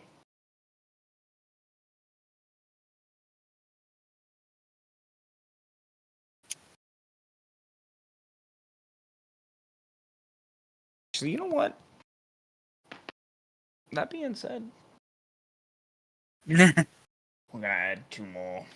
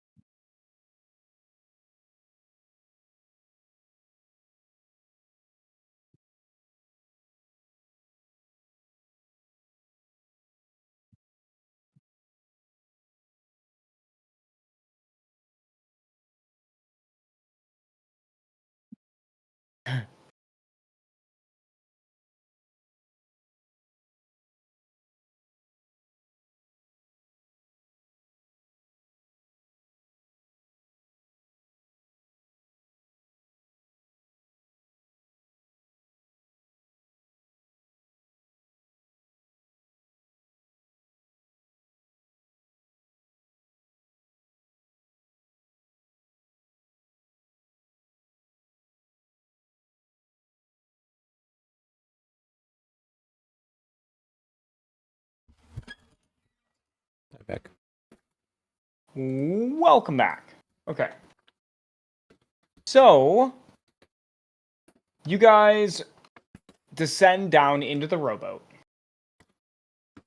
And I imagine it's probably Vimok rowing? Yeah, probably. Okay, so you're in the middle where the oars are. Samara, you are in the front, and Melrig is in the back as you try to make sure that weight distribution is good. Mhm. You guys row through the shoals. Is there a navigate, or is there a sailing check? No. I have no idea. We could do. What would make the most sense for Vimok on sailing? I don't know, because you have a sailing proficiency. No, I have proficiency in water vehicles. Yeah. So it's weird to have a proficiency without some kind of check to it. It's actually animal Yeah. handling. No. I think we'll forego the check this time. I will try to develop some kind of check, though. And you'll have your proficiency bonus with it and everything, and, depending on the situation, you'll have advantage as well. Not looking for you to fail these. It's just, sometimes shit happens. And, you gotta leave room for stuff like that. So, but in this case, I guess Vimok will, power his way through the shoals. He knows where to avoid, what parts are actually not as shallow as they may seem. And he begins to row you guys up towards a beach where it seems to be the most clear, right? If you walk down the beach from there, you should be able to hit the ship and walk out to it. But approaching it, even in this boat, the shoals are just too thick from this side. Probably how it ran aground. So, you approach the beach. And as you do, Samara, with the highest passive perception, you look out towards the water, and you can see that there are two very large giant crabs that have now surfaced and are swimming their way straight towards the boat. And as you turn to the other side of the boat, you can see that there is another one, as well as several more gathering on the beach. I am going to immediately alert them of the giant crabs. I'm going to try and point them out as fast as I can. Yeah, and from here we will roll initiative. Guys, watch out! There's crabs in the water! And on the beach! Crabs in the water. I'm going to keep changing up my voice every time until I find something that sticks. Fair.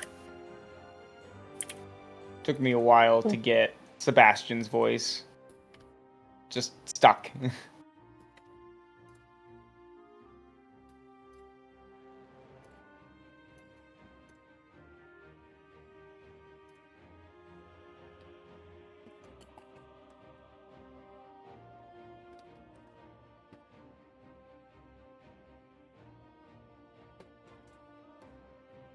Protect the turtle.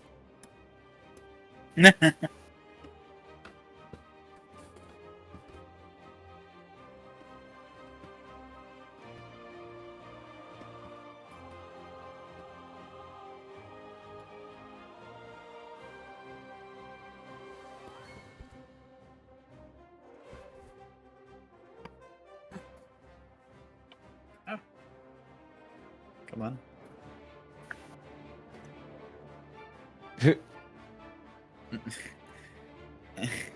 Why won't it let me? I cannot edit. It's probably because people are entering things in at the same time as you. Give it a second. Try again now.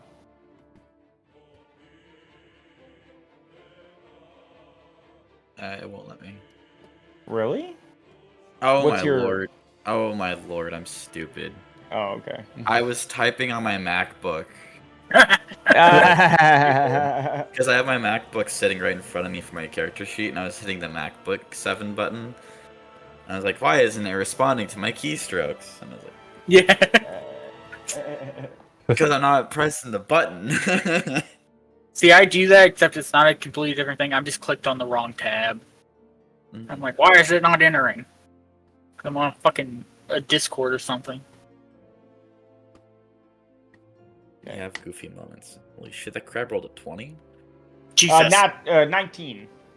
Okay. Still crazy. Super crab. Yeah. When the crab has a Yeah, higher one. initiative. Next round, I'm picking up the alert feature. Well, they're not surprising you. No, but it gives me like a +5 to my initiative. Oh, sure. Yeah. Huge. Okay. From here, the crabs that have been spotted will begin to move their way through the water. Ooh, we've got a standard swim speed.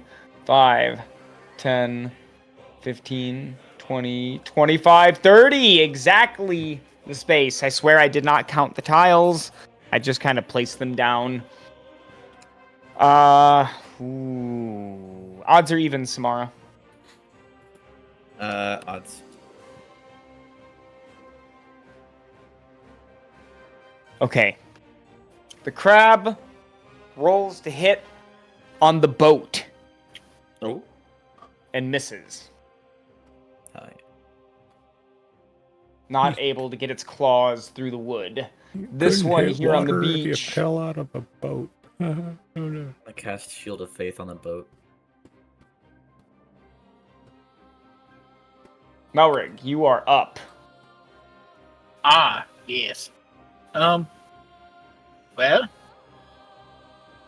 how deep is the water the boat's in right now? Like, how much closer would we need to be to get out of the It boat? looks like maybe it's about 4, maybe 3 feet down. And you in heavy armor would sink straight to the bottom. I am 4 feet tall, so yeah. Mhm. I am staying in the boat. Let's see.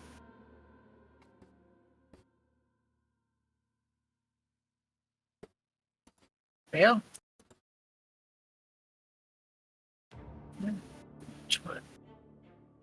I'm going to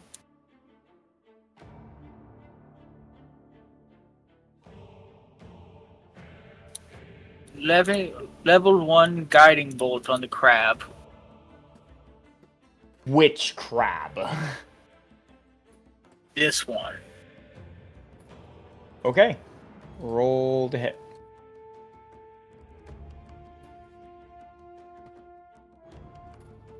$14. Hit. Perfect. Oh, wait. No. I'm sorry. It's a miss. I'm sorry. 14 is not a hit. Sorry, I was looking at the wrong stat block. What the fuck is this crab made out of? Chitin, It is good material. Oh shit. right? It's got a chitinous shell, right? Am I right? Is that right? Yes, I think maybe. crabs technically have a chitinous shell. Well, shit. Okay, well, I'm just gonna sit here then, because there's not much I can do. Okay. That's exactly the way we want the guy who can do a shit ton of damage. We're going to move through with another crab. 5, 10, 15, 20, 25, 30. This crab, odds or evens, Melrig. Even. Okay, the crab will move to attack the boat. Its claw cannot make it through the wood.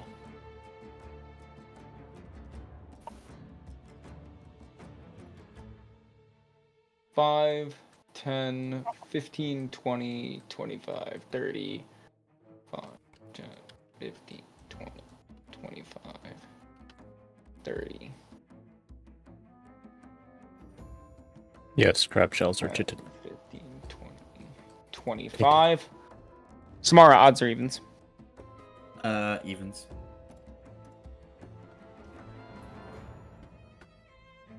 Dang. Okay. Each of these crabs goes to attack the boat that you guys are riding in, and their claws just scrape against the wood. Vimok. Vimok. Call out, do you think I should row forward to the beach? Yes, please. I will row forward. Blaming us- Slapping the crabs with the paddle. Just slaps. Get out of here. Roll a strength athletics check. That's gonna be a 16. Give me just a second.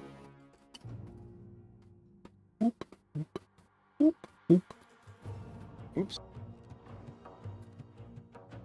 Okay. It's a what? 16. Okay, so each of the crabs gets pushed and displaced as you row through them. 5, 10, 15. Through that one.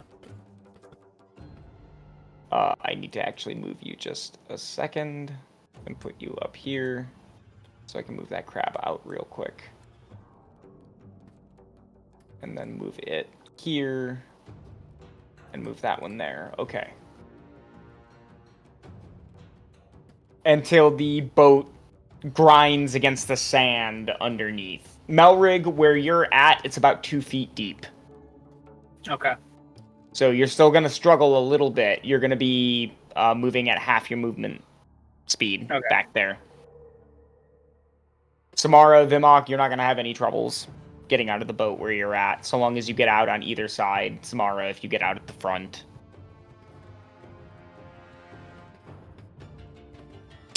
So would that be my action from that? That would definitely be your action. Okay. From there, I suppose I'll grab my javelin and net and hop out.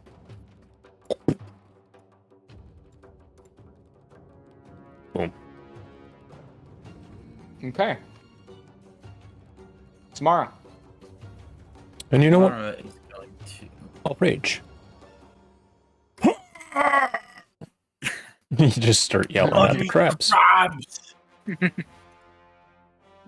Eugene Krabs! Eugene! Oh, sorry.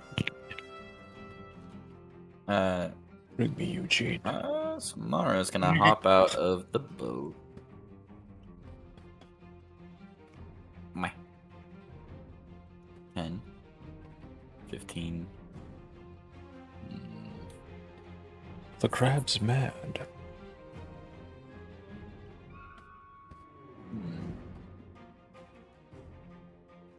Samara's gonna use.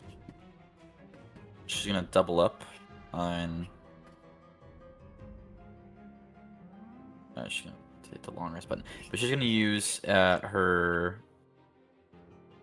She's gonna use a sorcerer's point to use meta magic twin spell. Okay. On this crab and this crab. She's going to cast. Oh, good one.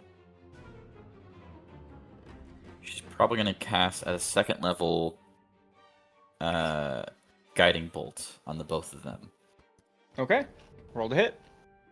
And if I recall, that only is one spell slot, or is that 2 spell slots? No, it's just one. Okay. Good. And she's gonna.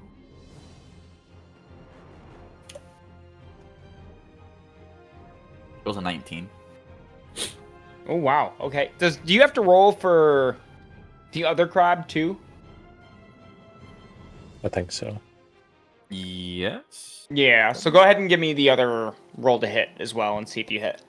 She rolls a 19 again. Oh wow. Oh. Okay. Yeah. Hit on both. Give me. Yep. Give me the damage on the first one. That's gonna be 5d6. Okay. She's gonna finger gun them.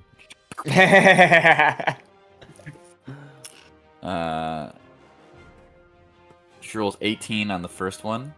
She rolls 19 on the second one. Both of them are completely engulfed in holy flame. They Amazing. Perfect. and just burn up on the shore. Samara's gonna take that as opportunity move.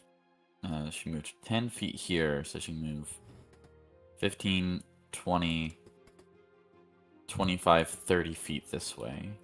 Okay. Got what? Okay, so she can cover basically. She can cover Melric and Vimok, and she can cover all these except this one over here.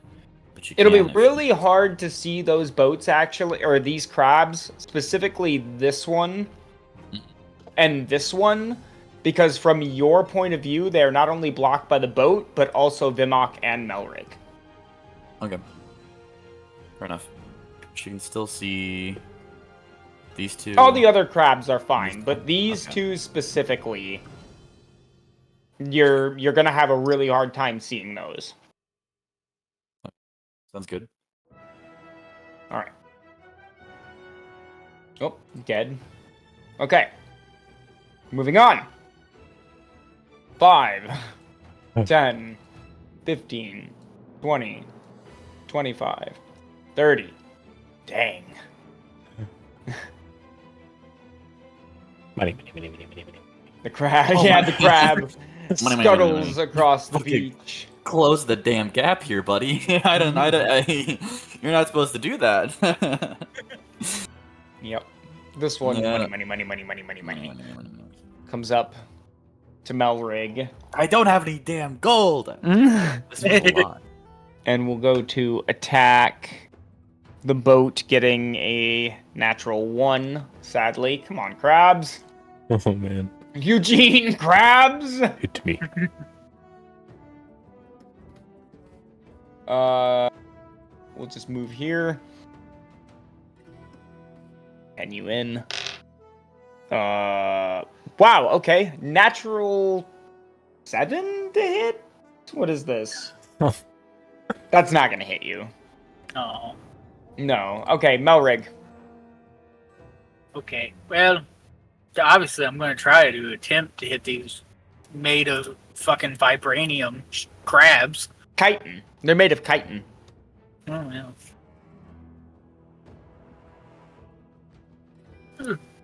No, that one. Ah, fuck. I know that doesn't hit. Nope.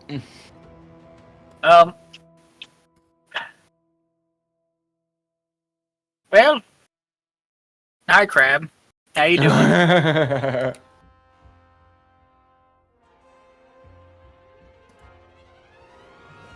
5, 10, 15, 20, 25. Odds or evens, Vimok. Odds.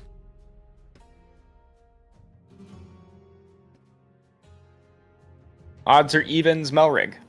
Even. Okay. The crab will finally shuffle its claws over the edge of the boat and attack Melrig. Ooh, this time getting a high roll. So we get Gentleman's 20 to hit. Match. Oh, yes. All right. Ooh. You take 7 points of bludgeoning damage as you are smacked with the claw. Oh no, you're grabbed by it. I need... Oh no! You're just grappled. Okay. Cool. Yep. You can try to escape at the end of... or at the start of each of your turns. Cool. Great. I love this. Yeah, so the crab grabs a hold of you in its claws. This one will turn to Vimok I need you to hit me. and attempt to do the same. Yeah, hit him. He gets a 9 to hit. Crap, you do not. 5, 10. Odds or evens, Melrig? Even. Okay. Another attack comes in on the boat, which is a complete failure for the crabs. Vimok. I re-up a rage. Okay. Release him! I'm going to pierce that thing. Okay. 9 plus a plus 4. 13 to hit. No. Miss. Unfortunate. That is all.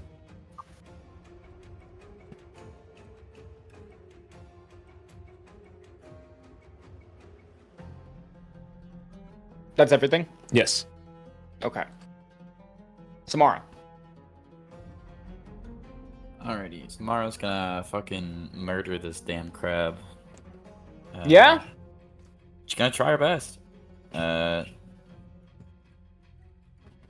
Just gonna use Shocking Grasp on it. Roll to hit.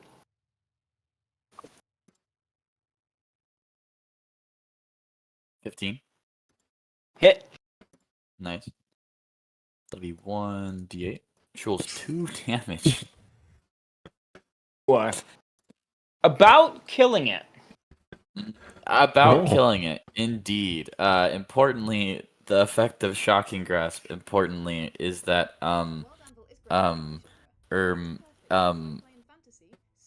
can't take reaction until the start of its next turn. So I'm gonna do 5, 10, 15, 20, 25, 30. I'm backing the fuck away from it. See you later, nerd. And then, as a bonus action,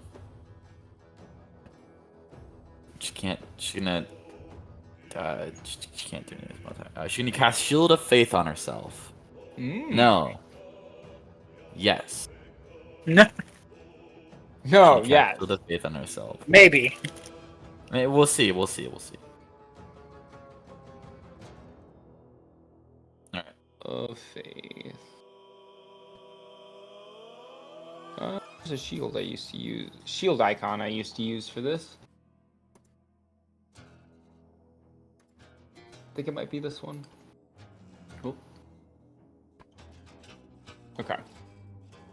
Well, that nerd. 5, 10, 15, 20. Gonna need myself a ray of 25. frost next Oops. time. What the fuck? 30. Whoa. Coming in. Small crab. And he, catches back up pretty Hi, quickly. buddy. Hey, buddy. Yeah. He will roll to hit, and he gets an 8 to hit. That's gonna miss.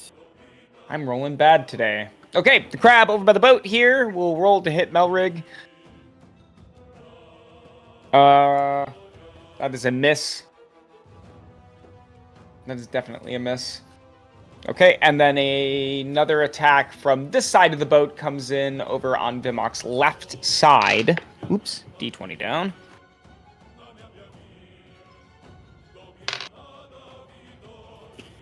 Uh, 19 to hit. That hits.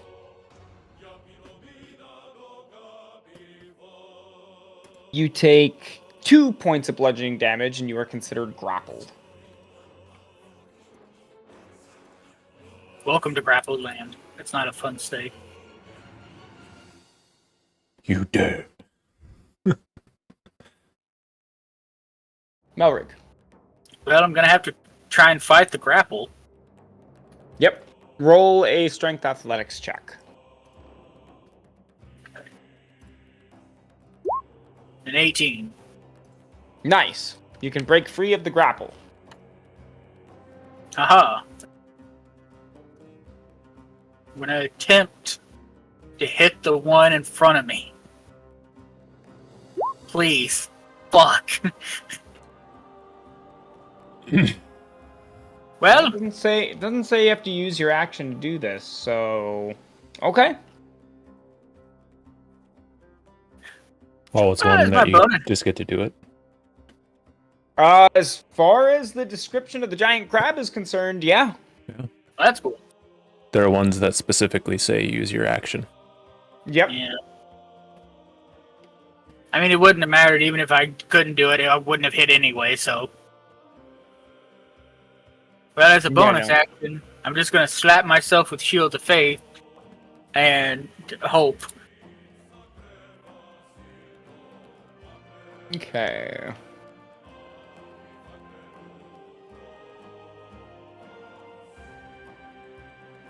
Odds or evens, Vimok? Even. Okay. The crab over here on your right side will turn to you and move to hit. Ooh, natural 20. Ooh. Oop, that's cocked.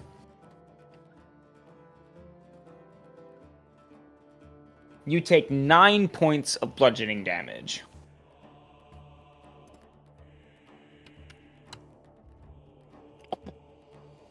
Oh. The other crab right next to the one that's just hit you. Ooh, wow. Whole opposite end of the spectrum. Gets a natural 1. Oh. Legendary And- action on Oh. that one, since he damaged me. To chuck him. This one actually damaged you. That one. Okay. Yeah. Yeah. Give me just a second here to move the boat. 5, 10, 15. Okay, so you like scoop him up from the water and toss him straight into the air, and he comes back down with a splash in the water 15 feet away.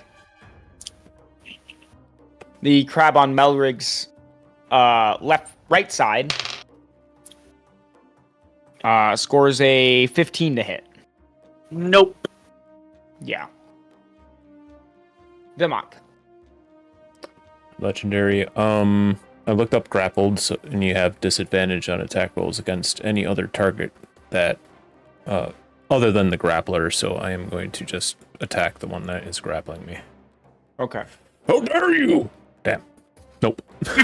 I miss. It's Yeah. a 6 to hit. Yeah, sorry. And then Samara. Do you guys need help over there? Kill this thing! I'm gonna twin spell these two. Okay. With let's see. It's going to be guiding. Guiding bolt would be the good one.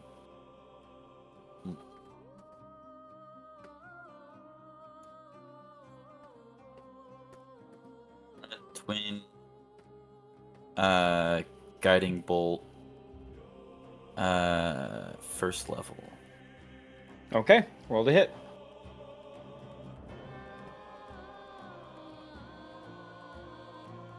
First one's a 7. The second one's a 12. Both miss. Fuck. No. Did I hit it? No, you almost hit me! No. Sorry, Vimo. And then I'm gonna try and shove the crab. Give me contested strength check. Alright, this is for all the marbles in the world because I have piss poor strength. I rolled a 2. 14. Didn't work, huh? No. Damn. Samara's gonna try and she's gonna stay where she is. Mm-hmm. Yep. Okay. Roll to hit against Samara. 18 to hit. 18's gonna hit, yeah. You Gonna take do it. 3 points of bludgeoning damage, and you are grappled. Ah, fuck! The hell? I need a Constitution saving throw for your Shield of Faith. Okay. That'll be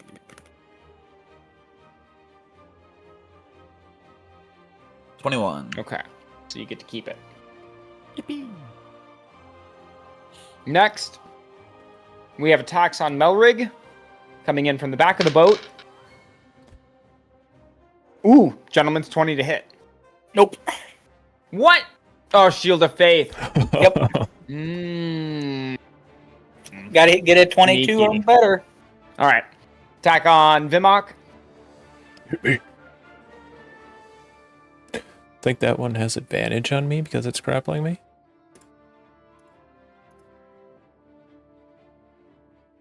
17 to hit. That hits.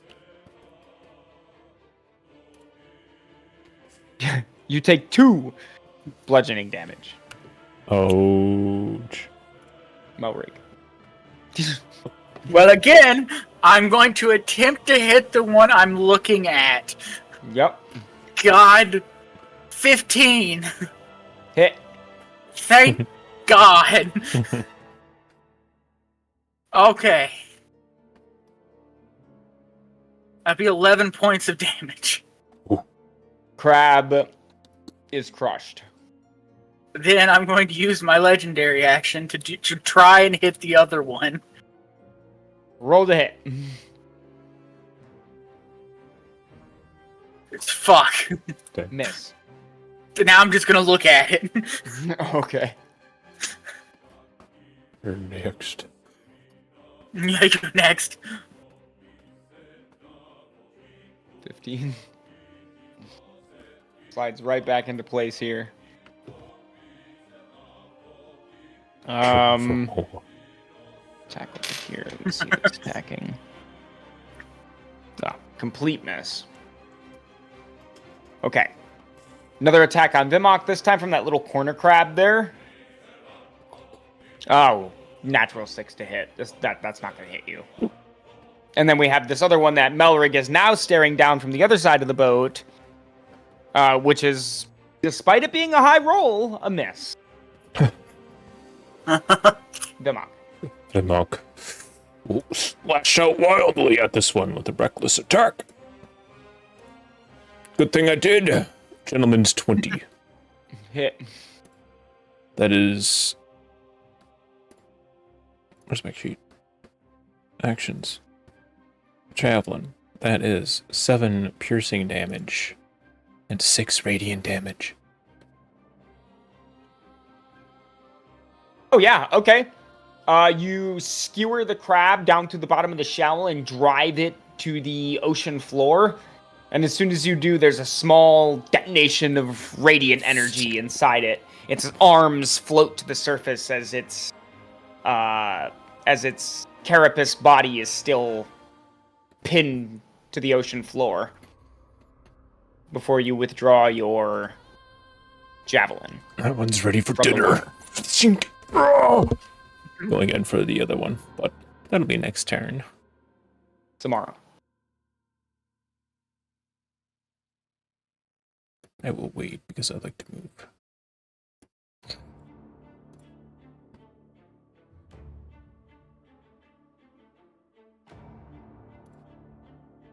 Tomorrow?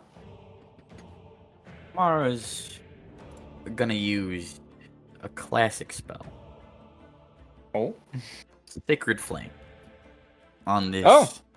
On the guy next to me. The crab Nice. That is a 16. Ah. Yeah.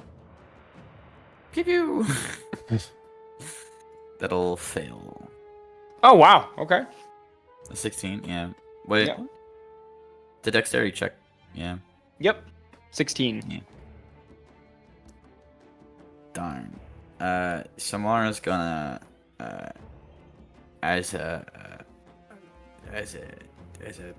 bonus action. She's gonna run away. She's gonna. Oh no, she's grappled. She can't do that. She's gonna do nothing. Okay.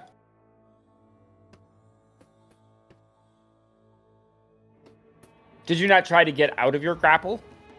I did not. I used Sacred Flame. It's Strength getting out my athletics grapple. check. Oof. It doesn't say it's an action, so. Ah, okay. I will try. I roll a 6. Oh yeah, no fail. It's gonna be hard for me because I have a -1 to my athletics. 17 I to can hit on do it. Samaro. Yeah, that'll do it. So the crab squeezes his claws around your waist and deals another 6 bludgeoning damage. How much Melrick. damage? 6. Okay. First, I'm going to roll to see. Nope, don't got that back for this turn. Cool. Well, I'm going to attempt to hit the one I'm looking at again. That's definitely not hitting it. All right, cool. Nope. Hey, Crab, how you doing? That's what I got.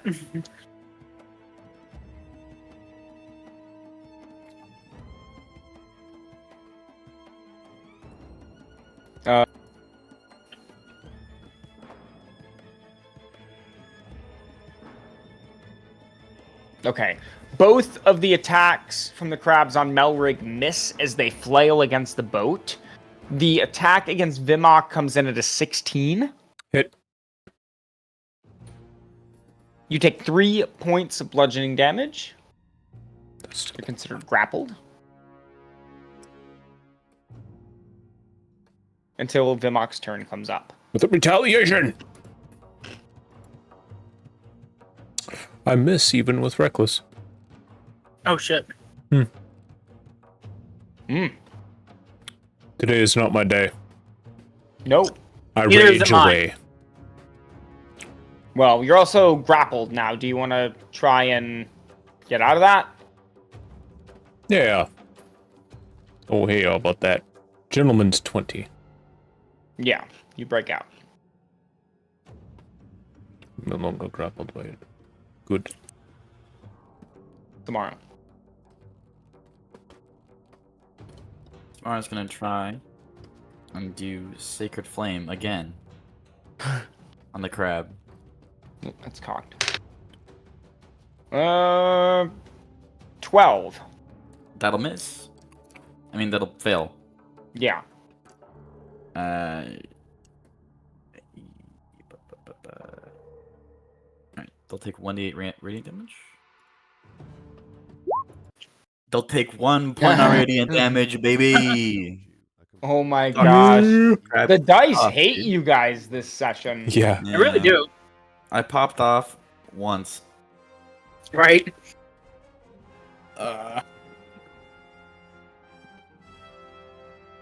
Well, the attack from the crab in front of Samara is a complete miss. As we jump over to Melrig. It's a good thing we're just fighting crabs right now. Yeah, thank God. Thank the gods. Then Eugene arrives. Right. But I'm going to attempt to try and hit the crab in front of me again. Oh, yay. Hit. Cool. That'll be 4 points of damage. Fuck.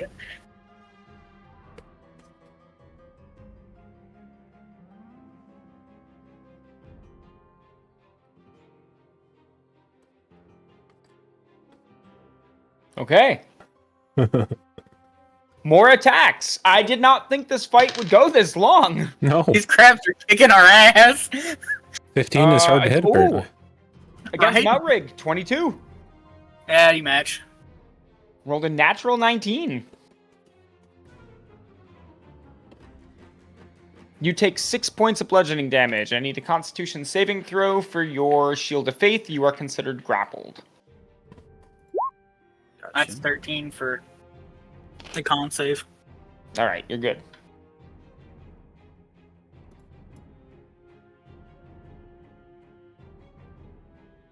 This crab right in front of Vimok. Wading in the water in front of you, he lashes out with his pincers. Getting a 14 to hit. That hits. Oof. You take 7 points of bludgeoning damage, considered grappled. While the one in front of Melrig that he's currently been working on lashes back in retaliation, this time against the boat.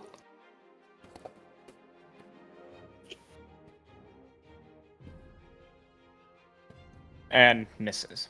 Dang it. Come on, crabs. Damok. Retaliation recklessly. A 15, so that is a 19 to hit. Hit.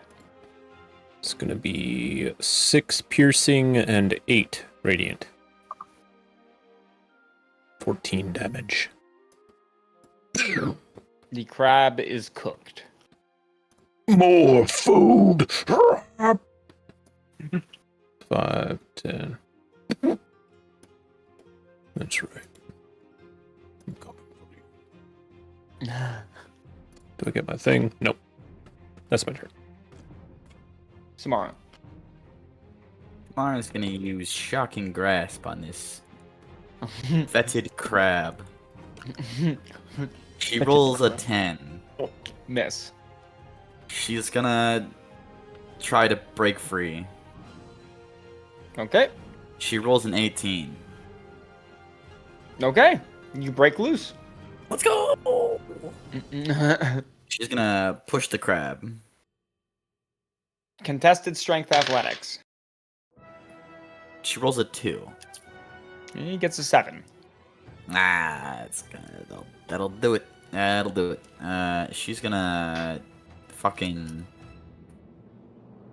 stand still. Yep. Well, I hate to break it to you, but as soon as you try to push the crab and fail, the crab will lash out with his claw and score a natural 20 in your leg.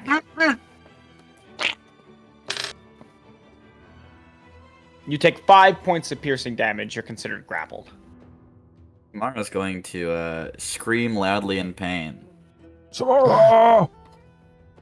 Melrig.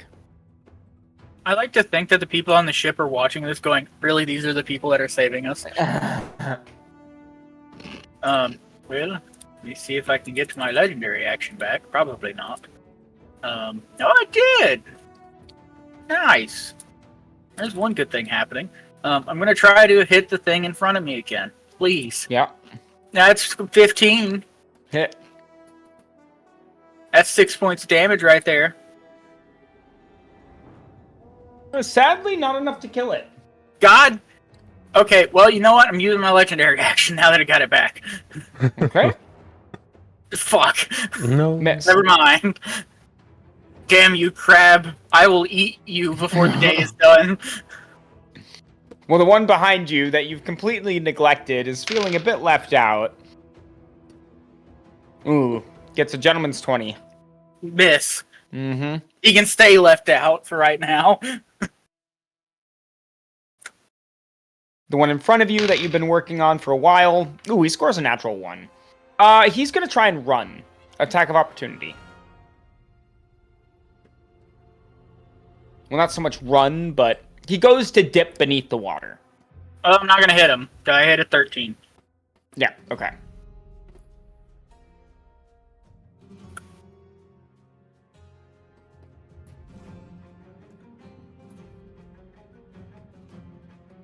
Vimok will dash forward. 5, 10, 15. See if crab hits me. Oh, there's one under the boat? Oh, yeah, right here. Yeah. Okay, yeah. Yeah, the crab will attack of opportunity. Ooh. 21 to hit. Crab that hits. You take 2 points of bludgeoning damage.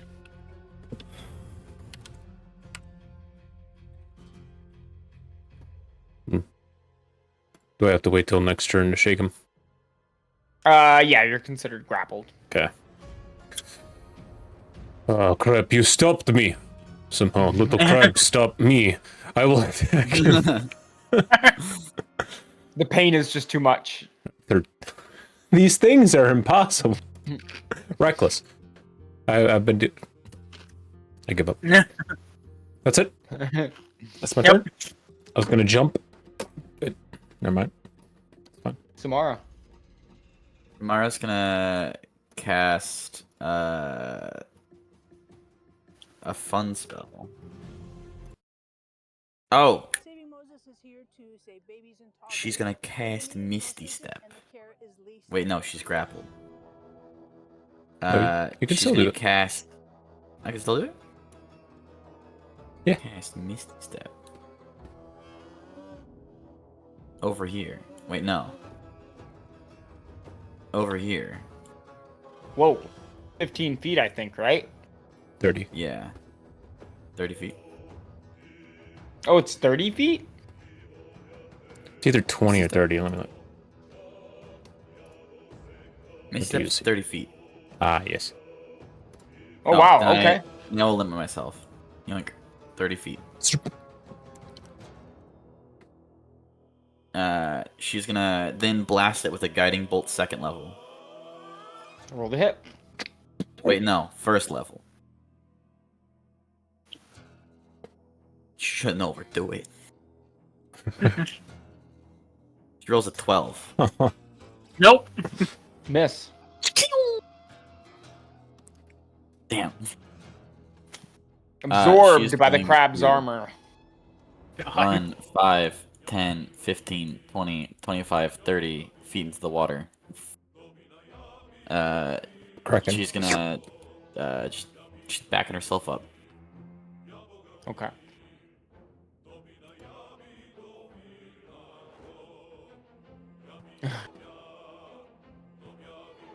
I'm dancing to the music. 5, 10, 15, 20, 25, 30.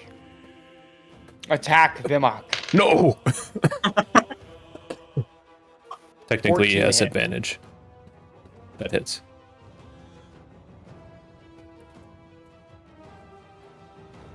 You take 6 points of bludgeoning damage. You are considered grappled from a secondary source. Melrick. Well, The crabs.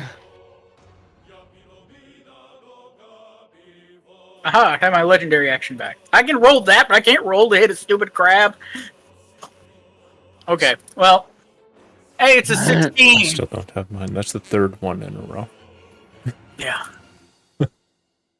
Cool, that's 4 points of damage of the crab I'm looking at. Oh. I'm gonna use my legendary action to attempt to hit it again. Roll to hit. No, I'm not. Alright, cool, thanks.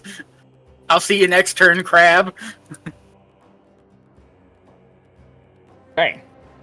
Well, he's going to see you now. Because he's going to attack. And he's going to miss completely. 5, 10. Then this crab resurfaces.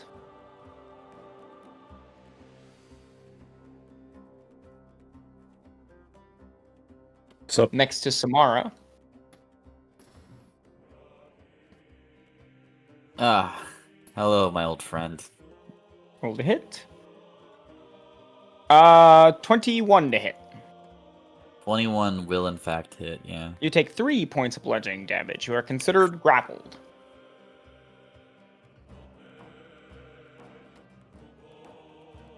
Vimok. let's do a double shake off here. Yep. So that's a 6, 21, and a 14 to shake free. A what?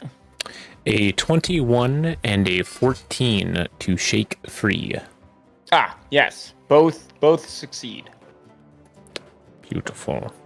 I will go for an attack on this one to assist Melrig. Hit. Roll to hit. Miss. Wait, reckless. Dang. Always reckless. It does not help. Still a No. miss. I rage sadly. Don't know what that looks like. Tomorrow. Like a toddler pouting. Samara's gonna Splashing in the water. Samara's gonna shove this guy. No, you're not gonna shove it in the water. Alright, Samara's gonna hit it with legendary action, the blinding light. Okay. Flight of the Faithful. You must roll a con save. Okay. Oh. 9. It'll fail. It is blinded. It flails about in the water. Its pincers kind of randomly click. Can I try and pick up the crab? A giant crab. So no. This is like bigger than an Alaskan king Yeah, you by ain't like picking that up. 5 times its size. You're also like in like 3 feet of water right now. Mara's gonna try and it's blinded. Oh, I can just move away from it. What am I talking about? It's blinded. Move 5, 10, 15, 20, 25, 30. These crabs hate me. I'm gonna scream They hate more. all of us. And then I'm gonna. I haven't been paying attention to what's been going on to you. I'm sorry. She's gonna end her turn there. All right. Now, how long is he blinded for? He is blinded. Just as blinded. Well, he You fails just- to overcome his blindness. You just burned his retinas out of his eyes. Yeah, I just destroyed his eyeballs. He doesn't know where I am. Because he's blind. He's gonna fumble his way into Vimok? Nah, you don't know what the fuck's going on. He bumbles his way over to you. I would be surprised. Oh, Rick. Well, I'm gonna do this first. Nope. All right, cool.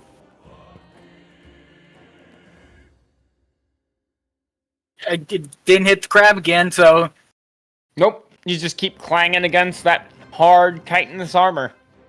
There's very little weakness here.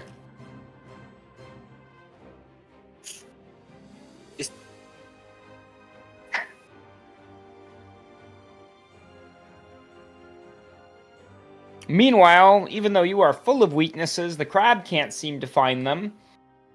And the one over by Samara is blindly wandering around because it's blinded completely. Vimok. Vimok will go upon this one again. 16 to it. Hit. Finley. That is 6 piercing damage and 4 radiant. Oh, finally. This one is killed. Finally. thank God. You. You. I'm so grappled so I cannot move. Yep. Samara. Mara's gonna hit them. Do not get the clip. Mara's gonna hit this one with a use Sorceress Burst. Okay.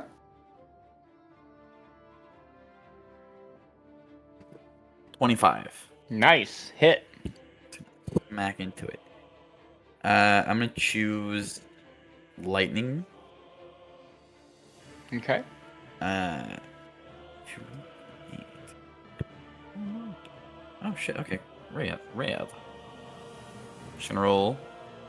Hell yeah! All right. If I roll an 8 on a D8, I can roll another D8 and add it to the damage. Wow. Nice. Yeah. I roll 12 points of damage. Completely fried. Whoosh. If Yes. there's a visual for overkill, this is it.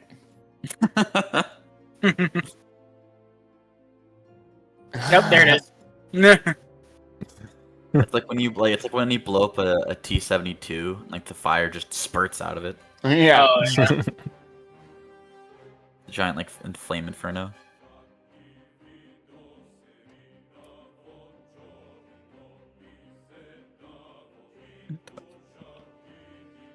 Any other movements?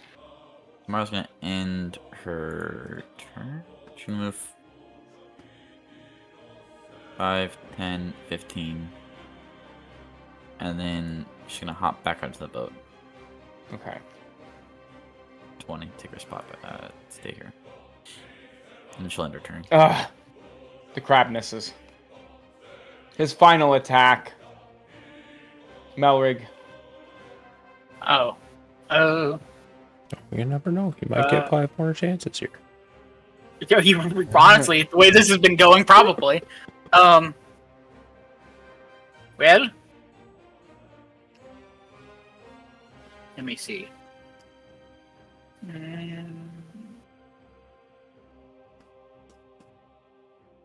We're going to attempt the guiding bolt on the crab. Roll to hit.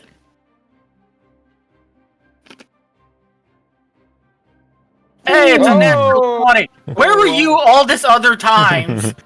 You got it now. Why you bitching? Damage. Well, it's level 2, so it's 5d6.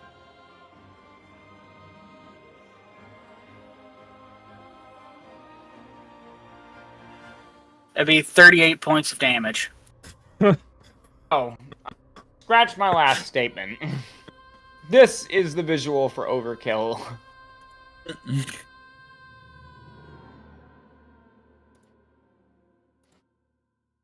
Dozens of water are displaced into the air as the crab is completely and utterly eviscerated and blown up. And it all comes back down like rain as the last of the crabs are dealt with. That was, for some reason, a long fight. Yeah, That was intense. I hate Grab a crabs. couple crabs with them, eating these. I hate crabs. the party gets 200 experience. Huzzah! Huzzah! All that for a little bit of XP. Yes. All that. All that. Where we're at right now, that's a little drop in a bucket. Yeah, I know. Yeah. These are CR 1/2s. Okay. That's crazy. That's lies. They're fucking CR9s. No. No. Okay, so the party will begin to descend off their boat, pulling it up onto the shore. This is where we will close out this session.